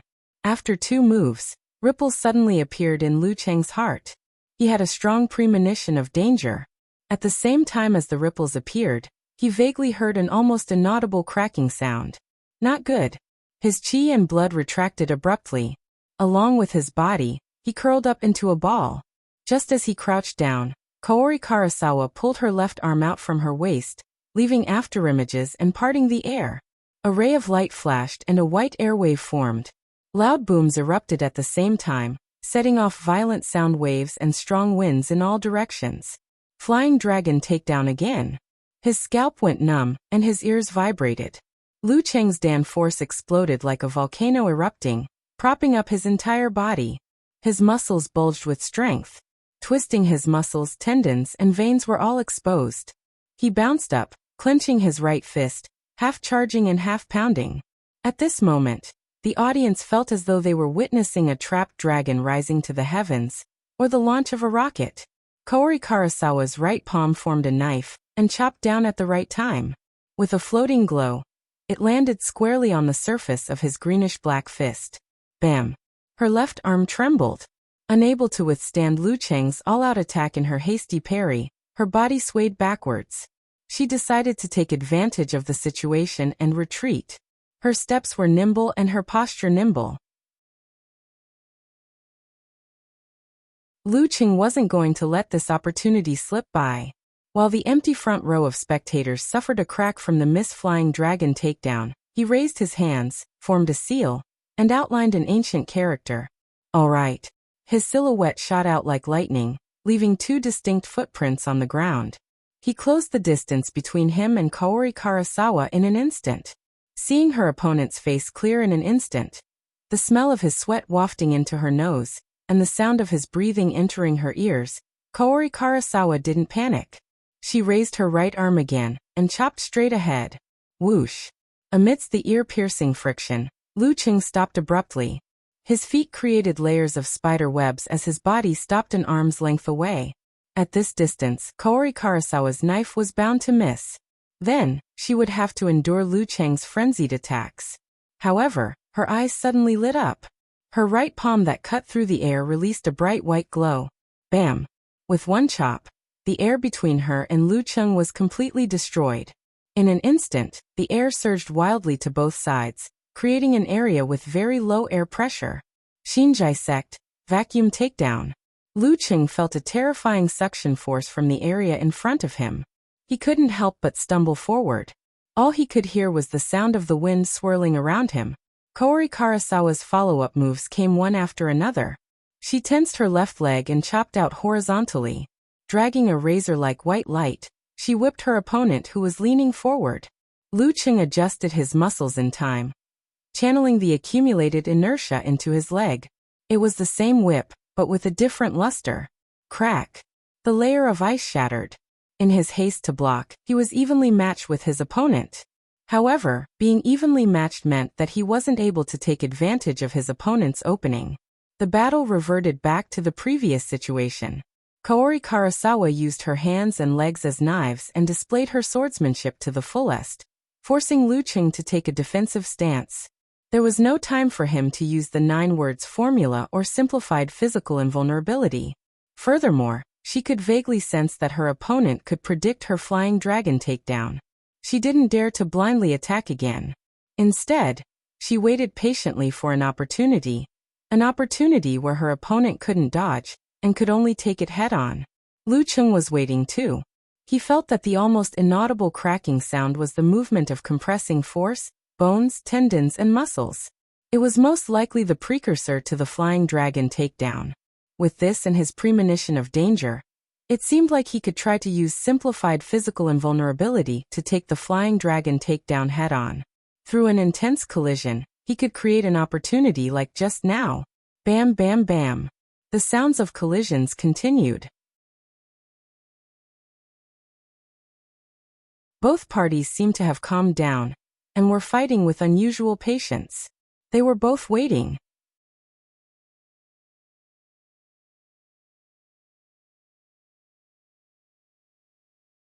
Chapter 482. Kaori Karasawa's chi could be applied to her palms, arms, legs, feet, and other body parts to increase the power of her attacks. If her opponent was hit directly on the body, even if he was able to counteract the attack, he could still suffer injuries such as tendons and veins, torn muscles, and even broken bones. Therefore, when Vagar fought with her, he had to cover his fists with the power of electricity at all times to form a glove to shatter the scattered light and deflect the tip of the blade before finally completing the clash of powers. Liu Cheng's ice armor was more suitable for such battles than the lightning gloves, as it could effectively slow down the sharpness and ferocity of his opponent's attacks. The flaming gloves produced by Emperor Yen Force were similar to Thunderbolt, as they could burn the white light and explode the opponent, turning defense into offense. If he didn't have these two supernatural abilities, he would have to be more careful and only block the non-tip of the blade. For example, he would lift his palm from the bottom up, strike his wrist from the side, or push his stance. Although that would make him look like a Grandmaster, it would put him in a more passive position. If he wasn't careful, he would be injured and be forced to leave the arena. Every time there was an explosion, sparks would fly and ice crystals would fall. Liu Cheng relied on his instinctive strength to battle Kaori Karasawa fiercely. Banging sounds reverberated in the air, arousing the passion in most of the audience and igniting their urge to vent. Although Liu Cheng's strength, speed, and agility were slightly inferior to his opponent, there wasn't much of a difference after his physique was fully upgraded. As long as he could be patient and defend steadily, Kaori Karasawa wouldn't make any risky attempts. It would be difficult for her to break through his stance and seize the opportunity for victory. Once she did, she would also expose her weaknesses and give Liu Cheng hope of a counterattack. Bam bam bam, bam bam. The battle was at a stalemate. Liu Cheng, who was at a disadvantage, defended steadily and integrated his dance stage martial arts. Kaori Karasawa, who had gained the upper hand, was similarly calm and composed, as though she was slowly chipping away at her opponent. After a full 7 to 8 minutes, both of them had unavoidably used up a lot of stamina. However, Liu Cheng had the automatic replenishment of his Jindan. Apart from a slight delay in his reaction due to mental fatigue, he didn't falter in any other aspect. In stark contrast to Kaori Karasawa, he was gradually showing signs of turning the situation around. Just then, Kaori Karasawa's right arm transformed into a glowing katana and slashed out horizontally. The moment it came into contact with the ice armor on Liu Cheng's forearm, she suddenly exerted the force in her shoulder and spun her katana around the enemy's arm to execute the coil formula. Liu Cheng's arm was knocked away and his body swayed as if he was about to fall to the side. Now was the time. Tang Zexuan's eyes narrowed as she arched her back. A sense of extreme danger flashed through Liu Cheng's mind. His ears twitched slightly and he heard a barely audible clicking sound. It was like a sniper rifle being loaded or a retractable cannon rotating. In such a situation, his center of gravity was skewed and he couldn't jump up in time. If he squatted down or leaned back to dodge, Kaori Karasawa would definitely make a knife at his waist or make a quick downward slash. She wouldn't give him a chance to survive. Apart from falling to the side, dropping his stance and rolling on the ground like a lazy donkey, Liu Cheng seemed to have no other choice. However, he was already prepared. When the clicking sound came, he had already outlined the dark, cold, and devoid of any light or heat in his mind. When the premonition of danger erupted, layers of thunderclouds converged instantly. High temperatures and deafening booms broke the silent darkness and chill. Bam! Liu Cheng lowered his left arm and swung his forearm. Following the ripples created by the ice mirror, he threw a punch from his waist. The original version of Severe Warning. The reason why he chose this move was because he could add layers and layers of thick ice armor. Otherwise, with the terrifying power of Flying Dragon Takedown, even if he hit his opponent and froze her thoughts, his left arm would be more or less crippled. Without 1 or 2 months of recuperation, he definitely wouldn't be able to recover it.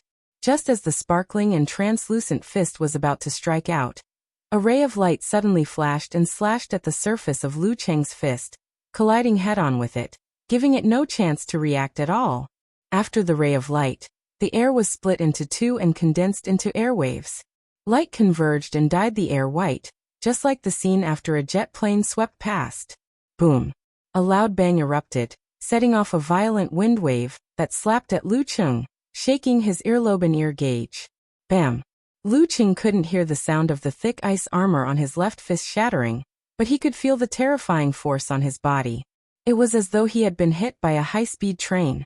His arm was numb, his muscles swollen and cracked, and his tendons and veins were in sharp pain. Creak. He couldn't stop himself from retreating.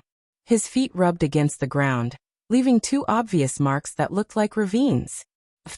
Lu Cheng spat out a mouthful of blood. His left arm was trembling, and he couldn't exert any strength. A bone-deep wound appeared on his fist. The power of one slash was earth-shattering. The terrifying power of Flying Dragon Takedown was so exaggerated. In the live thread, everyone's reaction was even more exaggerated. They exclaimed almost simultaneously, F***CK. He blocked Flying Dragon Takedown. I Zhao Ritian am in awe. He actually took Flying Dragon Takedown head-on, and he did it. What a F***king beast. Sky-shattering roar, no problem. In a few of Japan's big forums, there were similar astonishment. He predicted Flying Dragon Takedown? He made a prediction with his body and blocked Flying Dragon Takedown. I think I saw a demonic beast. No, that's Ultraman. This is Kaori-chan's first time being blocked by someone's Flying Dragon Takedown, right? Even though he doesn't have a blade, he would still die if Kaori-chan's Flying Dragon Takedown landed a direct hit on his body. Even if he's a monster who has cultivated chi, he would still be seriously injured and need a few months to recover. How dare he block it so boldly? Amidst the wind and waves, Kaori Karasawa stood in place. Her left arm was trembling nonstop, covered in a layer of white frost. Her beautiful eyes had lost their luster, and she seemed to be in a daze. Severe warning, knocking on heart-questioning sect. Lu Cheng couldn't be bothered to check his own body. He endured his injuries, took a deep breath, and gathered his force, spirit, and various other uncomfortable feelings to balance the ice and fire and form a dan. Boom. His danchi gushed out. Lu Cheng's legs expanded.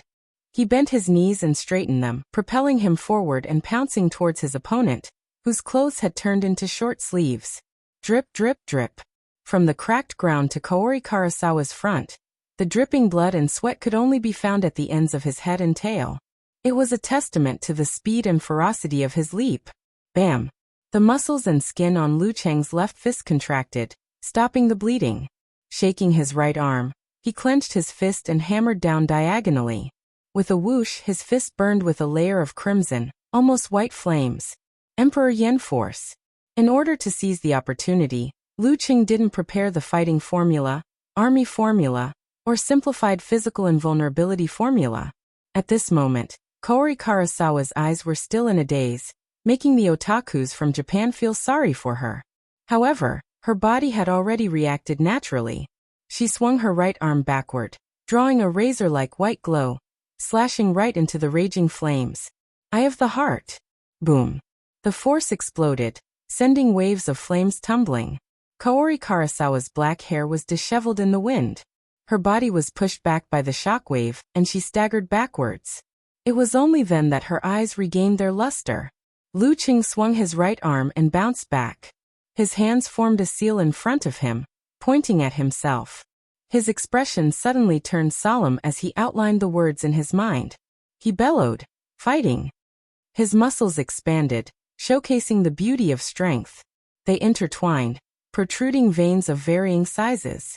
Lu Cheng stretched his back and threw out his right fist in an extremely barbaric manner. Bam!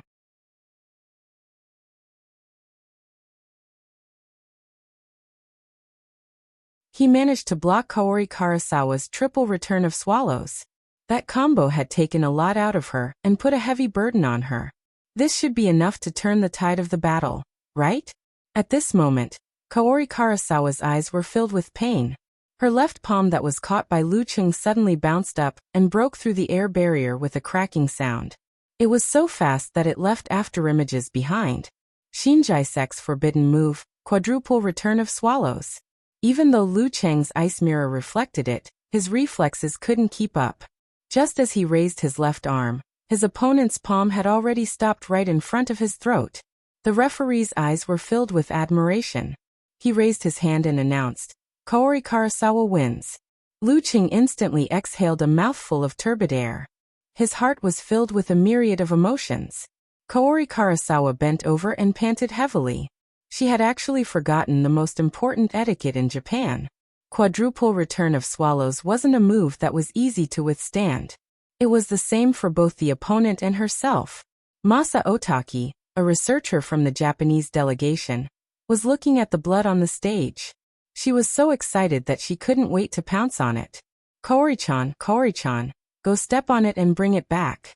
After Kaori Karasawa had caught her breath, Lu Qing exchanged a bow with her. He then shook his head and turned to walk down the stone steps. Along the way, he remembered the leader's instructions to not leave a single drop of blood or sweat behind. Hence, he took a detour and walked 2 more steps. When his back view descended the stone steps, the blood on the ground spontaneously combusted and swayed unsteadily. Masa Otaki's smile froze on her face.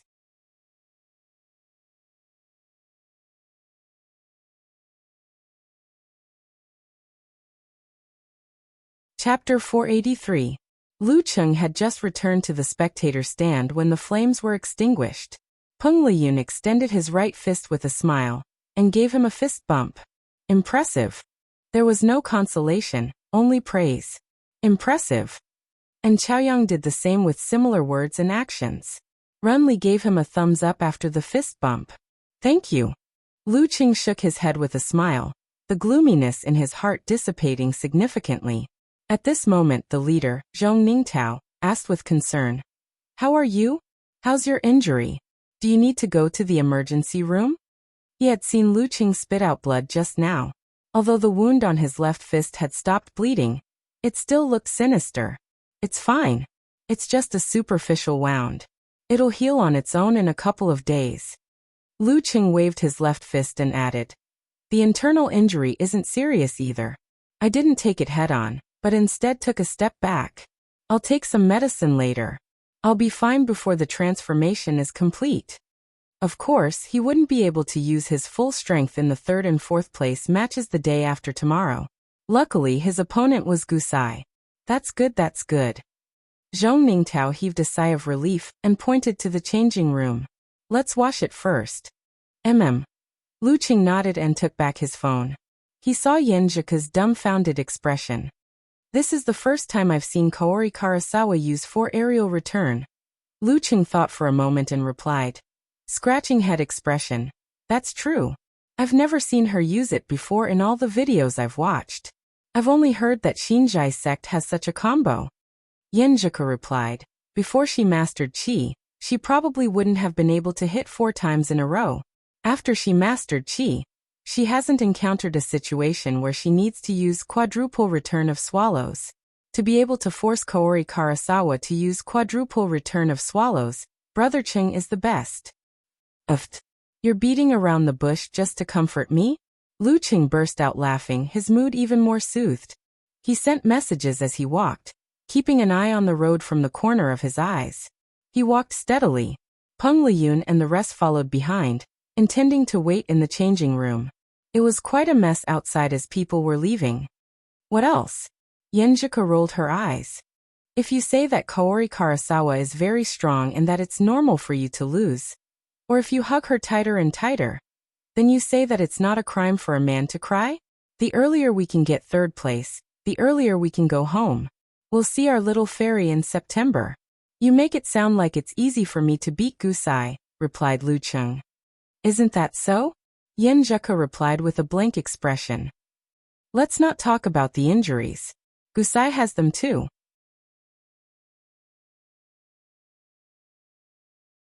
"The main thing is that I want to experience the heart reflection punch and the fist of the 6 paths of reincarnation." "Understood. You want to learn from Peng Liyun? It's only been a few days, and you've been led astray by him? Are you worthy of me?" Yenjika joked and scolded him. "After this, I don't know when I'll be able to meet an expert from the Theravada sect," Lu Qing casually explained.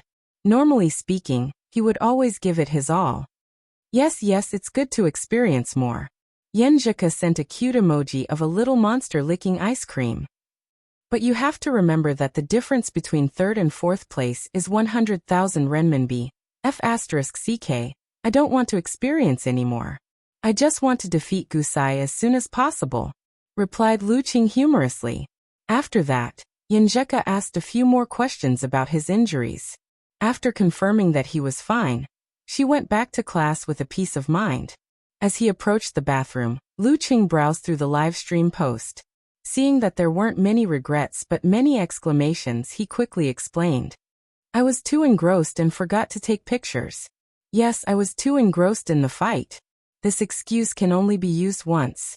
Haha, I also forgot about other things. It's not your fault, little tiger. Wonton Seller replied, waving handkerchief expression. Yeah, it was 2F** king exciting. Kaori Karasawa's Japanese swordsmanship is amazing. Lu Cheng's prediction is even better, replied unparalleled Dragon King. I suspect that Lu Cheng has discovered the signs of the flying dragon takedown. That's insane, said Pig Riding Knight. Looking at their discussion, Lu Cheng heaved a sigh of relief. He planned to start anew after taking a shower. Where are Yin Shaoling and Brahmin? At this moment, he suddenly realized that his two loyal fans weren't among the communicators in the live stream post. Puzzled, Lu Qing entered his name and entered the fan forum. As his gaze swept across the forum, he suddenly froze. This was because there were many similar posts on the front page of the forum, but they were from different people. Yen Shaoling, Brahmin, Nyachichi, Bull Demon King.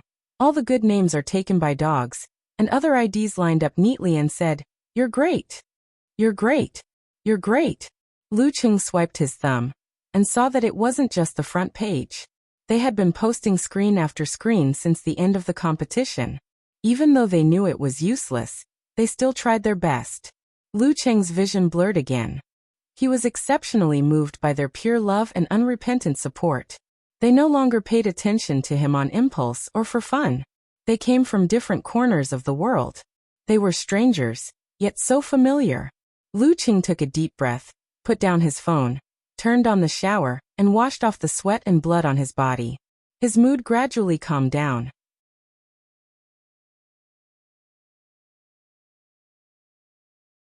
Looking at the hideous wound on his fist, he couldn't help but feel relieved that there was no live stream in China.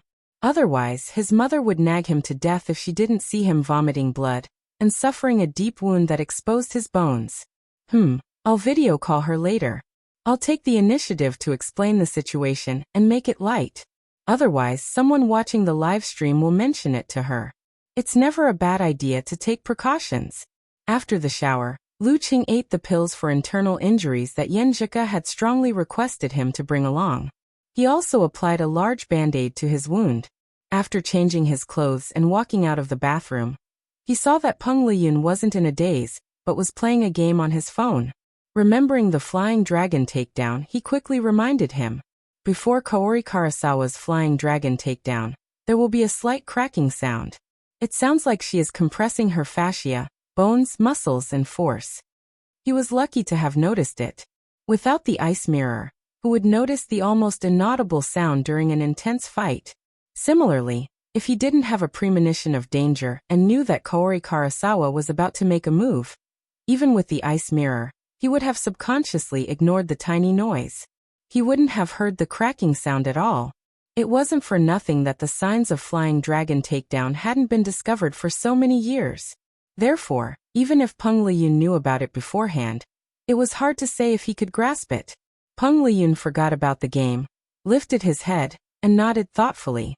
I see, beside him, and Chaoyang smiled and said, I feel like Kaori Karasawa's win wasn't worth it. For a few 100,000, you discovered one of the most important secrets of the Xinjai sect. Now that you mention it, even I'm a little scared, replied Lu Qing half-jokingly. If they know that I discovered the signs of flying dragon takedown, will they come after me? At this point he answered his own question. Not afraid. If they dare to come after me, I'll post it online. Let's see who's more ruthless. Peng Liyun chuckled at his words and started spacing out. After a long while he finally came back to his senses. His expression changed. Sh*t, I screwed over my teammates. Haha, you're only suited for single-player games. While Lu Cheng was complaining in his mind, Runli took the lead and pulled open the door to the changing room. She wanted to lead the way, but Zhong Ningtao quickly stopped her. Creak. The door opened. Renli saw a mixed-blood beauty leading a camera team. Hee, we meet again. Catherine smiled amiably. Renli tilted her head. No matter how hard she tried, she couldn't recall where she had seen her before. She could only pretend that they were familiar. Here for another interview? After saying this, she finally remembered who she was.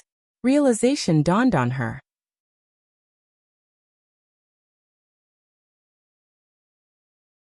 She added, "You're the reporter who spoke Chinese but didn't say it. You embarrassed Lu Cheng." At the mention of this, everyone burst into laughter. Lu Cheng scratched the back of his head and blushed again. After that incident, he had browsed Shengxiang's website in an attempt to find news reports. Unfortunately, he couldn't understand Shengxiang's language and could only give up. Catherine smiled. That time, I only wrote a simple news report. Today, I'm here for an interview. 2 of the wild card team made it to the semifinals, while 1 made it to the finals. An interview was necessary. Otherwise, how could they set the atmosphere for the finals? That's good, that's good. Lu Cheng heaved a sigh of relief. He smiled as he watched Peng Liyun become the main character of this interview. With the experience from before, the interview this time went by the book without any accidents. At the end of the interview, Catherine said with a smile, "Lu Cheng, you have a nickname in Japan." "What?" blurted Lu Cheng. He immediately regretted it. He should have asked if the nickname was good. If it wasn't, he wouldn't have listened. Kathleen smiled sweetly and said, "The demonic beast from Nebula M78. When she finished, she saw Lu Cheng's face darken a few shades. After the interview, the wild card team returned to the hotel. Everyone went to their own rooms and did their own things. After the video call with Qi Fang ended, Lu Cheng began to recall every detail of the battle with Kaori Karasawa. He analyzed the situation and summed up his gains and losses. Yen Zheka liked this kind of thing. She interacted with him from the perspective of a bystander. The next morning, Lu Cheng, who had yet to recover from his injuries, continued his metamorphosis. During the sparring session in the morning, he held back and only did a warm-up. When they gathered for lunch, Zhong Ningtao clapped his hands and said, "We have an event in the afternoon. The organizing committee has invited us to visit the Golden Buddha Temple and interact with some of the monks and young boxers. This is an official event for the King of Youth Pro League. The top 16 should try their best to attend." "Why didn't you mention this before?" asked An Chaoyang, puzzled. Zhong Ningtao shook his head. "I don't know why either. This kind of official event happens every year. In the past, it was held after the finals. Who knew it would be brought forward this time? Yeah, I don't have anything going on in the afternoon anyway." Peng Liyun agreed with great interest after returning from outer heaven. Lu Cheng and Chaoyang and Runli followed suit.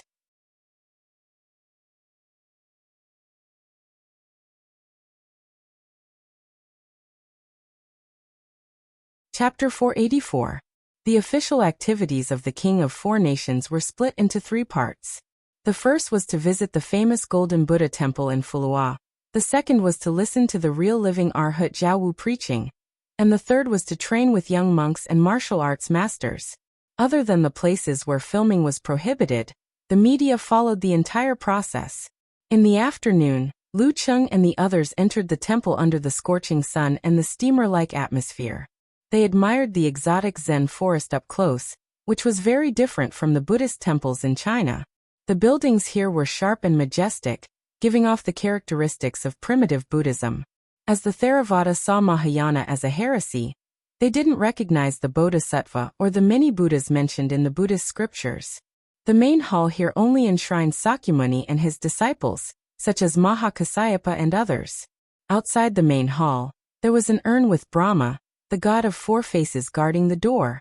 His golden body was heavy and glowing, his 8 arms extended and holding objects. As it was an official activity, Lu Cheng, Peng Liyun and the rest wore the representative martial arts suit with white background and red vertical stripes. It was a stark contrast to Kaori Karasawa, Muko Yamashita and the rest who wore traditional clothes and didn't mind the heat. Vagar, on the other hand, was still wearing his big brimmed hat and general uniform. He walked majestically and looked as domineering as ever. It was as though he had forgotten the scars of losing to Kaori Karasawa, and the fact that he couldn't even force her to use the quadruple aerial attack. Banam was dressed in a typical Nanjing martial arts suit. His hands and feet were wrapped in white bandages. He habitually walked at the back of the group, at a place where no one would notice. Waku and Gusai, one thin and one fat, were dressed in eye-catching monk robes that complemented the surroundings. During the visit, they were divided into groups of 3 to 5 according to the representative group. There was a clear boundary between each group. Lu Qing took out his phone and acted like a responsible tourist. As long as there was a place to take photos, regardless of the quality of the photos, he would take them. He planned to share them with his wife at night. As for An Chaoyang and Renli, their only purpose was to wait for him to steal the photos. Peng Liyun, a guy whose phone camera was broken, and who was distracted from time to time, was only fit to be a salted fish. Just after 3:30 p.m., they ended their tour and entered a building that looked like a lecture hall. At the head of the hall sat a sallow, emaciated, and old monk. His eyes were half closed, and he looked plain and unadorned. There wasn't anything special about him. He was Master Zhao Wu, who had achieved the initial state of Luohan, and was equivalent to someone who had just entered the physical invulnerability state. Zhao Wu didn't even lift his eyelids. His attitude was calm. Seeing that everyone had gathered, he started to speak in the Pali language that Buddha used to write the scriptures. The 4 middle-aged monks standing on his left and right translated in English, Chinese, Japanese, and Shengxiang language at the same time. Their voices overlapped and echoed in the meditation hall. There was an inexplicable deep and distant, solemn and enlightening feeling. Lu Qing listened with great interest, trying to broaden his knowledge. But as he listened, he began to have doubts. Master Zhao Wu wasn't talking about Buddhist scriptures or stories, but the actual cultivation method of the 16 insight wisdom. Starting from understanding the body and mind, step by step, using metaphors to explain, it made people feel that they could really learn something from it. It can't be. Is the cultivation method of the 16 insight wisdom so worthless that he would just casually teach it to us? Lu Qing moved closer to Peng Liyun and whispered. This was equivalent to the core strength of the ice sect and the fire sect. Peng Liyun tilted his head and looked at him. His lips opened and closed. His voice was inaudible, but it went straight into Lu Qing's ears. He's only talking about the basics. He won't talk about the more profound content of the 16 insight wisdom. If you're really interested and walk on this path, he'll definitely welcome you with open arms and legs. He'll personally guide you and teach you. Seeing that Lu Qing was enlightened, he continued, it's not bad to listen to it. The 16 insight wisdom isn't recorded in any Buddhist scriptures. It's a practical cultivation method that was refined by the eminent monks after Sakyamuni, who cultivated Arhat Buddhahood. Yes, they're called saints. It's very interesting. Lu Qing sized Peng Liyun up and smiled curiously. It's normal for me to listen to it. You're a Taoist disciple, half a practitioner. Why are you here to listen to it? I've decided to give Peng Liyun a nickname. He'll be called Taoist. A Taoist who's always in a trance. Peng Liyun laughed softly. Since the Song dynasty, there have been many mutual interpretations of Buddhist scriptures, perfecting each other's philosophical system. Some of them also fused with each other's cultivation method. If I listen to Hinayana, I might be able to comprehend by analogy. As he spoke, he seemed to have thought of something. His eyes started to drift and his thoughts were no longer focused. Lu Qing's heart skipped a beat. He straightened his body and raised his head. Coincidentally, he saw Master Zhao Wu looking at him and nodding his head slightly. He wasn't angry, sullen, happy, or smiling. However, that pair of half-closed eyes suddenly opened. At the same time when they opened, Lu Qing's eyes seemed to be filled with radiance. He saw Master Zhao Wu's skin turn golden. He grew 3 heads and extended 6 arms. His entire body was emitting flames, sacred and dignified. It can't be? Is there really such a thing as the golden body of Arhat? Lu Cheng was deeply shocked. He subconsciously formed an ice mirror to reflect his surroundings. He suspected that his senses and spirit were affected by Master Zhao Wu's mystical abilities, and that he was hallucinating. In the ice mirror, the water shimmered. A golden body arhat with 3 heads and 6 arms shone brightly. It's real. Lu Cheng didn't believe in superstition. He simply did a force concentration to balance the rotation of ice and fire, forming a miniature starry sky, where darkness and light, cold and high temperature coexisted. This was to maximize the subtle premonition that had merged with his body. The surroundings seemed to have become empty. As Lu Cheng released his force concentration, he looked at Zhao Wu again. He discovered that his muscles had already bulged into a streamlined shape. His skin was emitting a dark golden glow. However, where were the 3 heads, 6 arms? Where were the flames emitting from his entire body? No, in the void around him, his aura condensed as though it had materialized. Faintly, 2 blurry heads and 4 arms holding weapons appeared. At this point, Lu Cheng understood the gist of it. The golden body arhat he saw earlier was half real and half fake. It was formed by the aura condensed by Master Zhao Wu's physical body and his powerful spirit. This is an expert of the same level as a physical invulnerability expert. Thinking back to the scene of Master in the White World, he was really a land immortal. As he thought about it, Lu Cheng's state of mind calmed down. He leisurely admired Zhao Wu's miraculous display. His gaze swept past Peng Liyun. He discovered that his eyes were out of focus and his expression was blank. He didn't know where he was wandering. He didn't care about the golden body arhat at all. Master Zhao Wu's coquettish eyes were thrown at a blind man. Lu Cheng criticized silently. He shifted his gaze and saw Renli looking at the seat of honor attentively. The light in her eyes flickered as though a storm was gathering. And Chaoyang was muttering to himself with a sentimental expression, as though he was reciting a poem. Reciting a poem? Lu Cheng tilted his ears in surprise. He heard in Chaoyang reciting softly. That year, I kowtowed and embraced the dust. Not for Buddha, but for your warmth. Lu Cheng's mouth twitched. He couldn't help but curse silently. Hee, this bunch of salted fish. They came here to listen to the scriptures for nothing. Well, except for Renli. I'll have to tell this to Cuckoo. It'll definitely make her laugh. At 4:10 p.m., the lecture ended. The group walked out of the meditation hall. Lu Cheng casually sized up Kaori Karasawa, Vagar and the rest. He wanted to see any reaction from witnessing the golden body arhat, from their faces. However, they were all determined people. Their expressions had already returned to normal. He couldn't see any clues. On the other hand, the other boxing masters and samurai were still in a daze. They were obviously in a great shock, and were about to doubt their lives. Next was the tutorial session. According to the arrangement of the organizing committee, they were divided into 2 groups. A few female contestants went to guide the younger female boxing masters.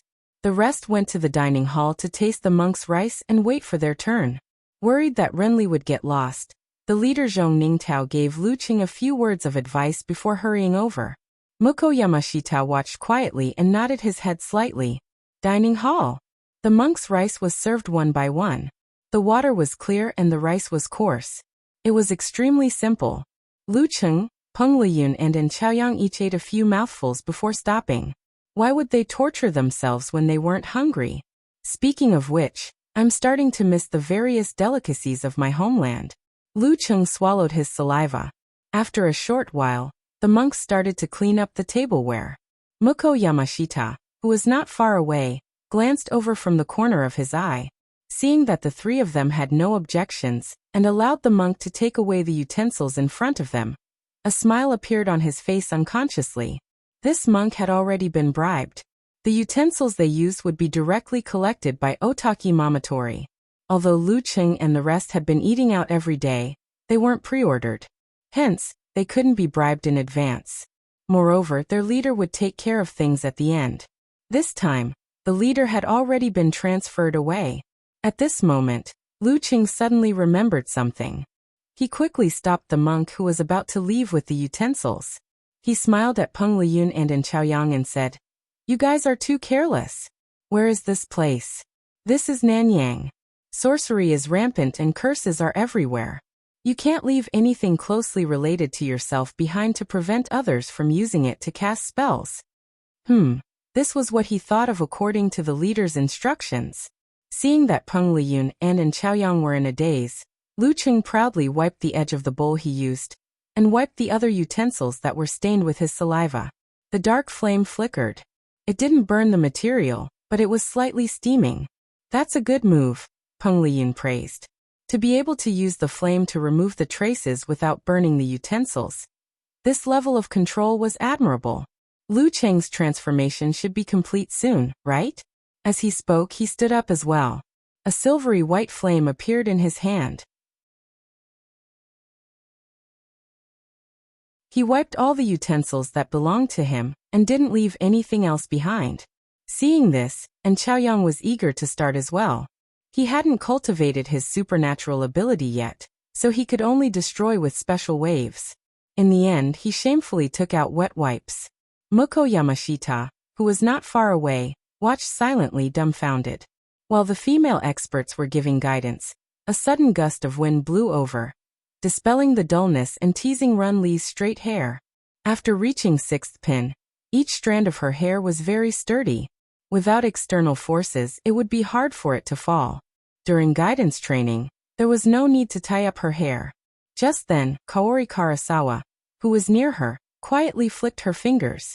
A twisting gust of wind was hidden in the natural environment, perfectly complementing the movements of the training girl. It twisted 2 strands of Run Li's hair and silently tore them off, as if accidentally caused by the girl's moves. No one could train absolute reaction to their hair. 2 strands of black hair with hair follicles fell.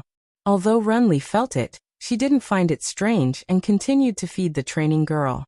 Kaori Karasawa's expression became more relaxed, the smile on her face still as sweet as ever. After the guidance, she pretended that an item had fallen and rolled to the side. She walked over and bent down to pick it up. When Renli returned to the canteen, Lu Qing told her about the Nanyang sorcery and curse voodoo and reminded her to be careful. Renli replied confidently, "That's nothing. I know curses too." "You know curses too?" asked Lu Qing, shocked. "Yeah. There are some voodoo curses in the plague sect. It takes a long time to prepare, and there's no time to use them in battle. Also, the materials that can be gathered are usually useless and often fail. However, it's 100% accurate for myself," said Runli thoughtfully. "I think I lost a few strands of hair just now. I can reverse the curse." At this point, she looked at Zhong Ningtao eagerly. "Leader, I'd like to apply to go out and buy some materials." "Damn, I didn't expect you to be this kind of Runli. I can't afford to offend you." Lu Qing couldn't help but wipe his cold sweat. "She knows how to curse." "That's not right. I think I can reflect curses." At this thought, he didn't say anything else. Together with Peng Liyun and Chaoyang and the rest, they headed to the square to guide the pugilists and acolytes who were at most 12 or 13 years old. Lu Qing couldn't help but feel a little emotional when he saw their youthful but devoted expressions and their skillful but fierce movements. In China, this age was the first time they came into contact with martial arts. They were still at the stage of building the foundation and training their bodies. They were still a few years away from forming combat strength. It wasn't that long, but the whole society had come to a consensus that practicing martial arts at such a young age would interfere with their development and cause various negative consequences.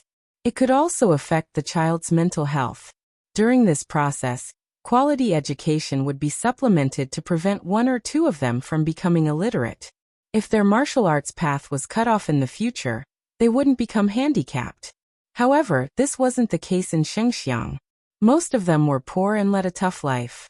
Although it wasn't to the extent that they didn't have a proper meal, they weren't much better off either. They had to work hard to support themselves from a young age. If they were lucky enough to be chosen to practice martial arts, it was a great thing. The earlier they could master it, the earlier they could have combat strength, and the earlier they could serve the nurturer. This was the common wish of all parties. Due to the lack of high-level experts, many of the referees here weren't up to standard. Fights were often out of control, and the smell of blood and cruelty permeated the air. However, such boxing matches were unusually popular.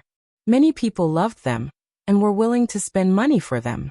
According to the reports he had read, the boxing masters in Shengxiang were a group with a high rate of disability. If they hadn't reached the inhuman stage and had their root pulp mutated, they would often suffer from illness and pain after they passed their prime. They might not even live past 50. Of course, compared to many other professions, this was already very fortunate. Not only was the income good, but they could also bully the weak with their martial arts and seize some resources. As for transvestites, they were glorious for a moment, but painful for many years.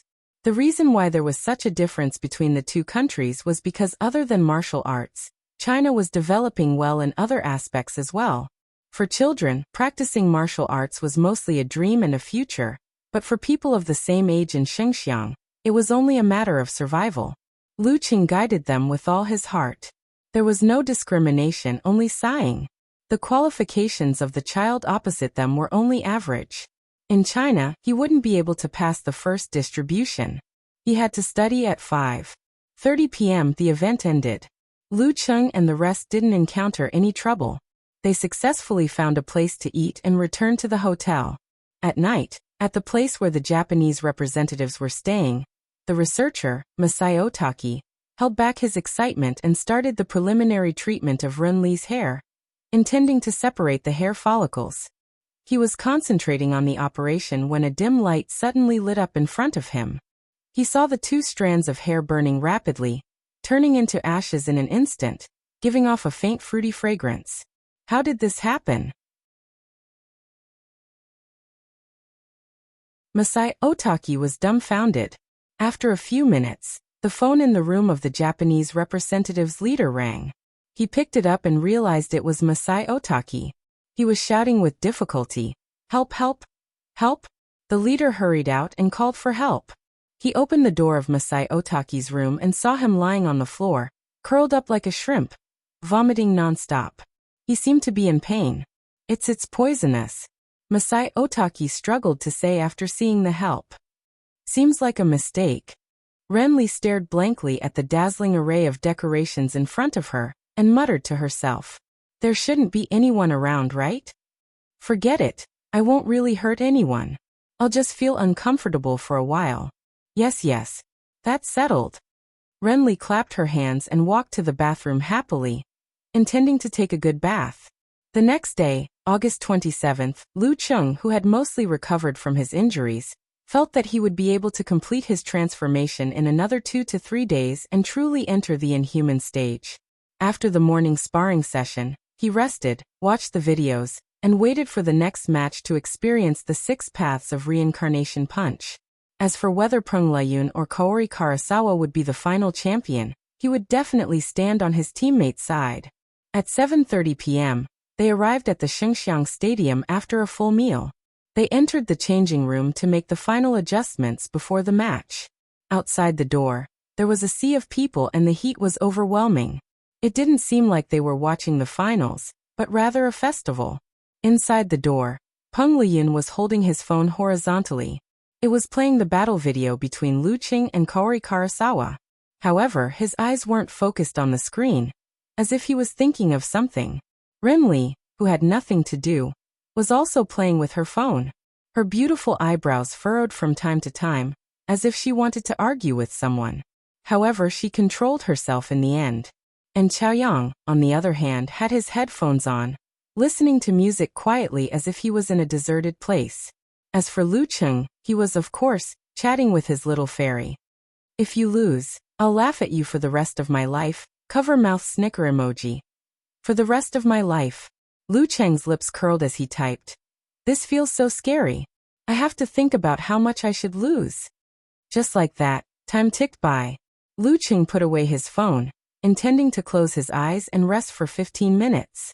At this moment, he caught a glimpse of Peng Liyun's return from the corner of his eye. His eyes were rejuvenated, and he couldn't help but remember something. He asked in a low voice, "What's with the curse? It feels weird and scary. Is it based on the principle of quantum entanglement?" He guessed with his half-baked knowledge of physics. Peng Liyun turned his head to look at him and chuckled.